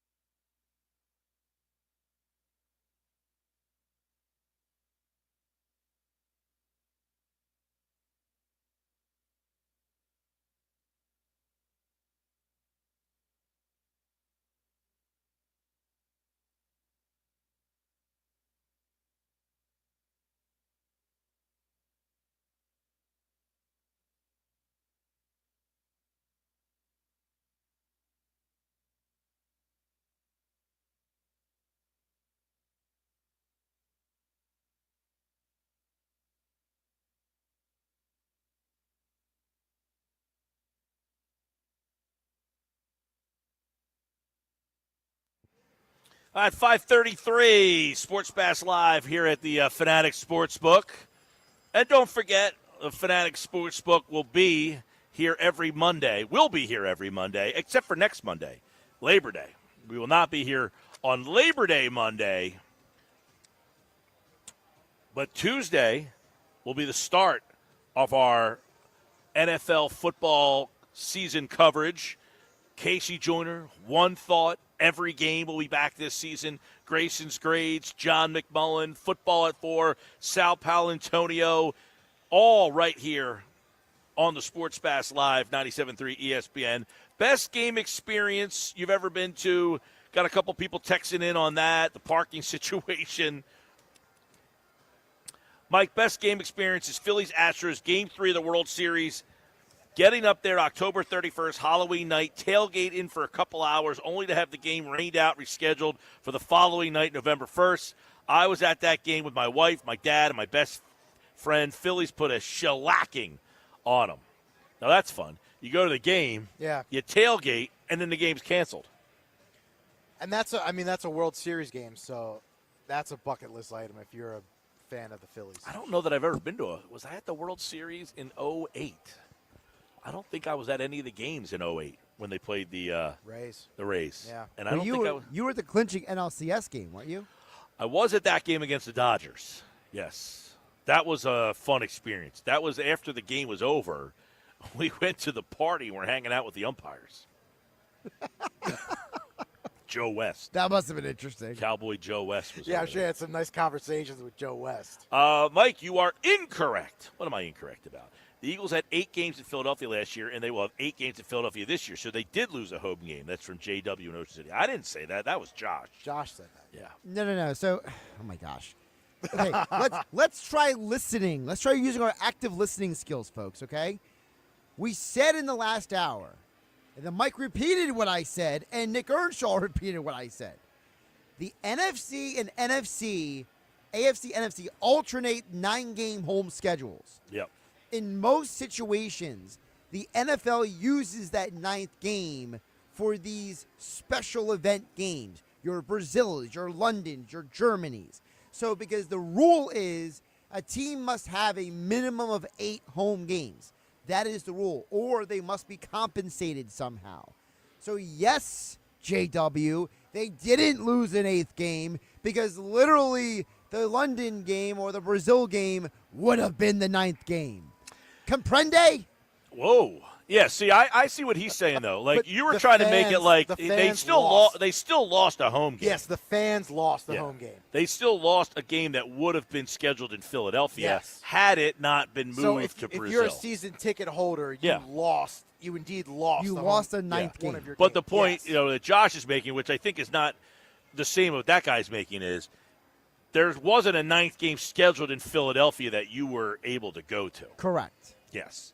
So, in fact, they lost a home game in Philly for the fans, but they did not lose a home game in terms of they were designated the Revenue home team, and all that but nobody stuff. cares about that. No one I don't cares. know what the revenue situation happens in that instance. I think it all just goes in the big NFL pot. Georgia Galloway says, Mike, I was at the Eagles-Brazil game as there you well as go. the Saquon Hurdle game last year. Oh, that's a good one. Now, our boy Zack from Ocean said he was at that game. And he said he was sitting right in front. He was in the Really? yeah. See, that's just a random game against the Jaguars, but that ranks up there for you because of what Saquon did. So we sent pictures, too, of the Brazil game. Look at that. Oh, wow. Now, my girlfriend and I did research going to the Brazil game. We elected to go to the Phillies game instead in London. Oh, okay. But we thought about it. I think you made the right decision. Me, too. I just not, in-person football guy. I Well, love a football game. So In person, though, in America, but in person in Brazil, I Mexico just City. any of these Ireland. experience trips for sports events, I'm in. London, Little League Classic, Field of Dreams, anything that's off the beaten a path. destination. Absolutely. like for me, one of my dreams would be to go to all of these unique college football games with all these special situations and environments. Like Death Valley at night, or a situation where it's like the Iron Bowl, Alabama, Auburn. Do you care about going to Ireland for week 0? No. Okay. Zero interest. Oh, I would have gone to that. You would have gone to that. Absolutely. Iowa State? Okay. Well, it's not college football anymore. It's just an experience. The whole point is I want to be in the building when, like, they're dotting the I on Ohio. Like, I want to be in the I building. think that would be cool, too. Like, I just finished watching Any Given Saturday. I finished that this weekend. Yeah, and like the South Carolina, like you don't think of South Carolina as some like major college football program that like you have to go to a game there, but like they have their thing. Right. Texas A&M does something that's a little wonky.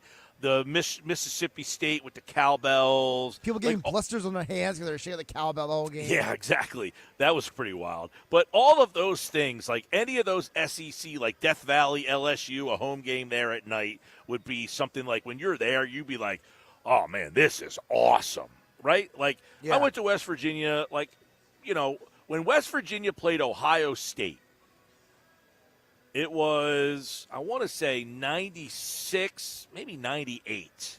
Ohio State was number 1 in the nation, and they came to Morgantown.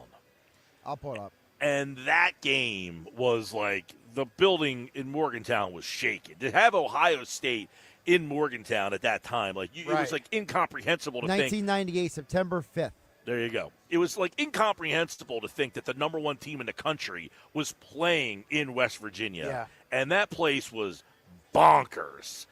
Those are the type of college. But I wouldn't say that West Virginia had like this reoccurring weekly home game like song or Now, what was experience. the score of that? Did they get stomped? I'm sure they did. Yeah, right? they beat us like, I want to say 35-14, 17. So you lose Wow, by you were really close. 2, It was 3 34-17. Okay. Yeah, so there you go. So you lose by more than 2 touchdowns. It wasn't a close game. Now, I was at the game, West but Virginia. it's still an enjoyable experience. It was as cool to opposed be there. The result. Yeah, it was cool to be there for the beginning, the energy in that building. Yeah. I was at the West Virginia Marshall game when West Virginia played Marshall and Randy Moss was on Marshall. Oh, Moss and Pennington? Yeah, now West Virginia beat them up pretty good, but Moss had a pretty damn good game in that game. Like, I think he had like 2 touchdowns. Like it was a high score. It was like 55, like 30-something maybe. I'll pull it I up. don't remember. You know what game I was at? West Virginia, Ole Miss. 42-31. Okay, so yeah, high scoring back and forth.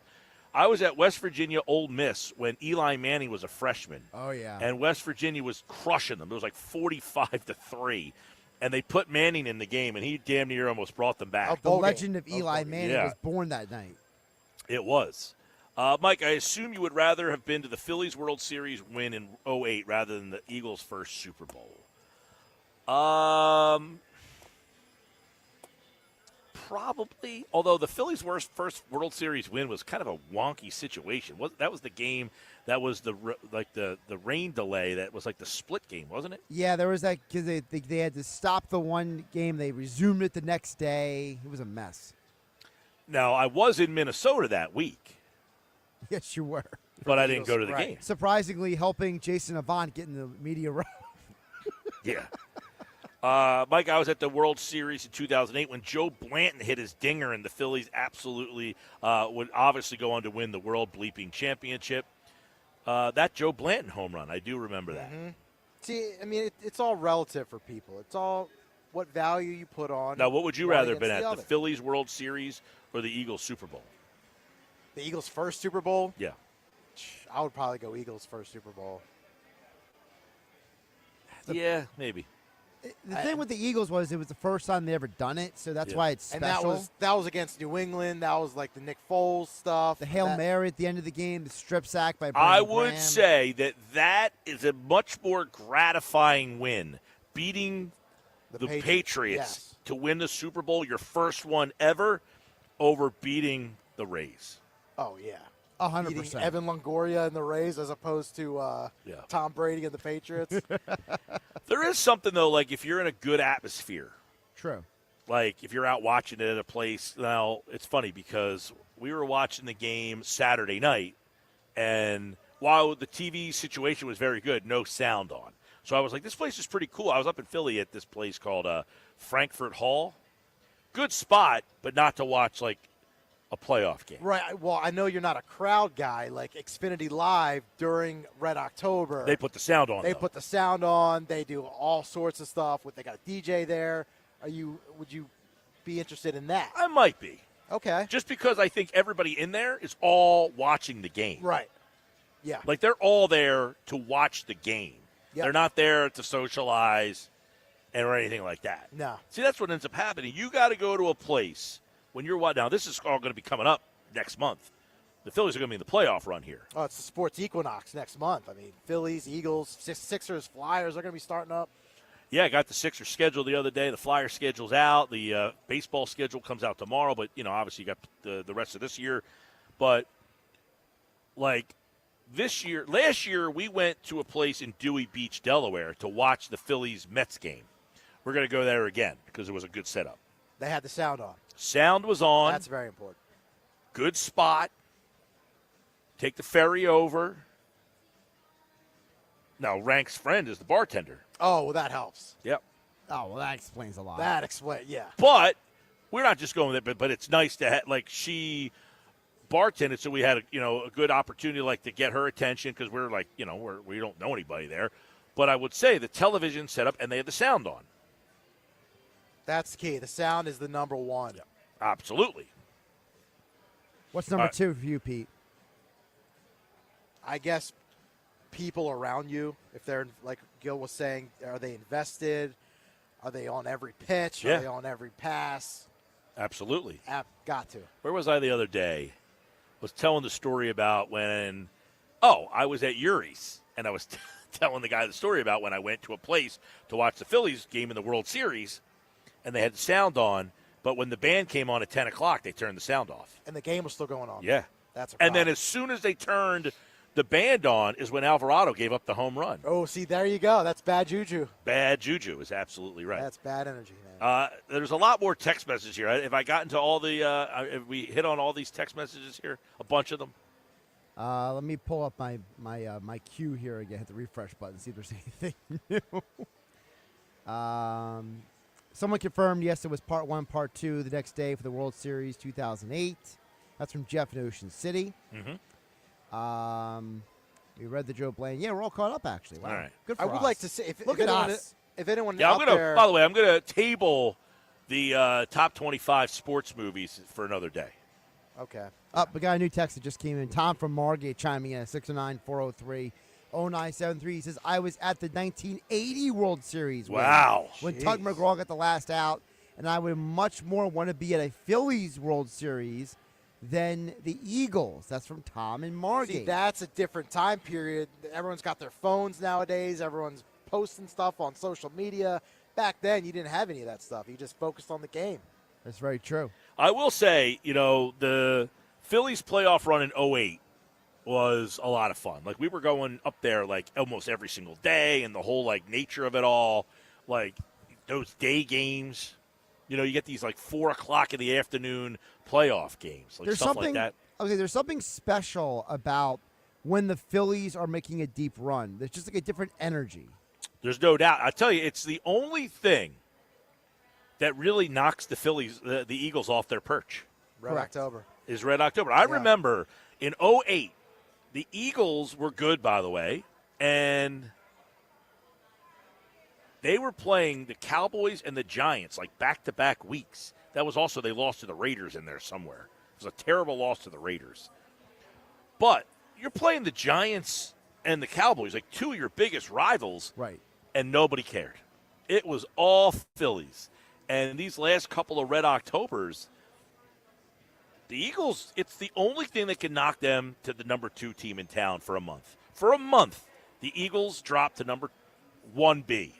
And this team in particular, I think, has the fans more invested because they want to see it happen to these guys. You think? I think so. It's funny, too, because the Eagles are coming off a World Championship, a Super Bowl. And do you feel like people are, juiced up for the season to start? Oh, there's other people juiced up for the Eagles.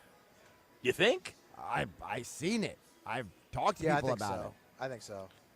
I feel like people, I don't know. I feel like people right now are so kind of day-to-day with the Phillies. It's Well, the that's the Eagles thing, are yeah. almost They're over here maybe when they start. I think when they start and they're playing Dallas, I think that will reignite everybody. Next week But is going to be wall to wall. People, it's all they're going to care about. Man, Well, they're going to play preseason. Thursday, and then they're going to have 10 days off, and you're going to shift back to the Phillies. Well, that's what you do. You shift back and forth. But By then the they way- play Kansas City coming up in week 2, and then The Eagles have a schedule this year that will keep you invested in almost every single week. 100%. By the way, Phillies lineup out earlier today. No Nick Castellanos in the lineup tonight. Good no job, Nick Topper. Castellanos Sticking in with the his lineup. plan. I like that. Yep, they got the right-handed pitcher Kodai Senga, so the Phillies are going with the left-handed guys. Although Bader is in the lineup tonight, he is playing center field. You got Martian left, you got Kepler in right. Stott's playing We'll close tonight. out the show coming up next here on the Sports Bash Live on 97.3 ESPN.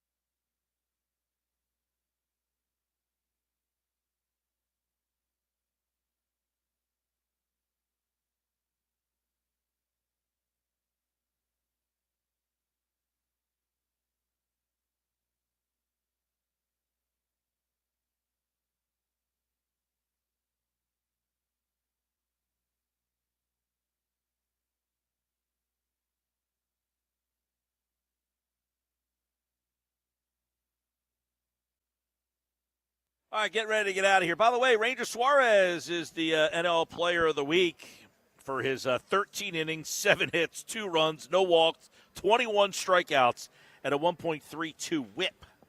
By the way, Phillies lineup. That's my game 2 starter, by the way. Ooh, that's your guy. Yep. Phillies lineup brought to you by Instant Services, South Jersey's premier HVAC. Go to instantservices.com. Trey Turner, Kyle Schwarber, Bryce Harper, JT Realmuto, Alec Boehm, Brandon Marsh, Max Kepler, Harrison Bader, Bryson Stott. Christopher Sanchez gets the start. No Nick Castellanos tonight. That's my game 1 starting lineup against a right-handed pitcher. No question, right? I mean, I think that's what you're looking at. Wow, no Nick Castellanos in game 1. It's looking like that is going to be the play, right? Feels like it. I mean, you're playing the Mets against Kodai Senga. If you were playing game 1 of the playoffs, Senga would probably be on the mound. You would go with this lineup there. No Nick Castellanos. Yep. Well, that's something we're going to have to keep an eye on. Bader, Kepler, and Marsh, much better defensive outfield, by the way. Yes. What else we got? Check out our website, 973ESPN.com, for all the Eagles moves, some trades. They've been releasing players. Tomorrow at 4 o'clock, it's the cutdown day. They got to get their final 53-man roster all set, kit and caboodle by tomorrow at 4 o'clock. Amari Cooper back with the Raiders. How about that? That just happened. Kyle Trask, by the way, just got released from the Buccaneers, second-round pick from last year. All right, thanks, everybody, for watching. Massive YouTube audience today. Massive on the stream. For those of you out there watching, we appreciate you. Everybody listening on 97.3 ESPN and the free mobile app, appreciate you as always. We'll do it again tomorrow. Have a great night, everybody. See ya.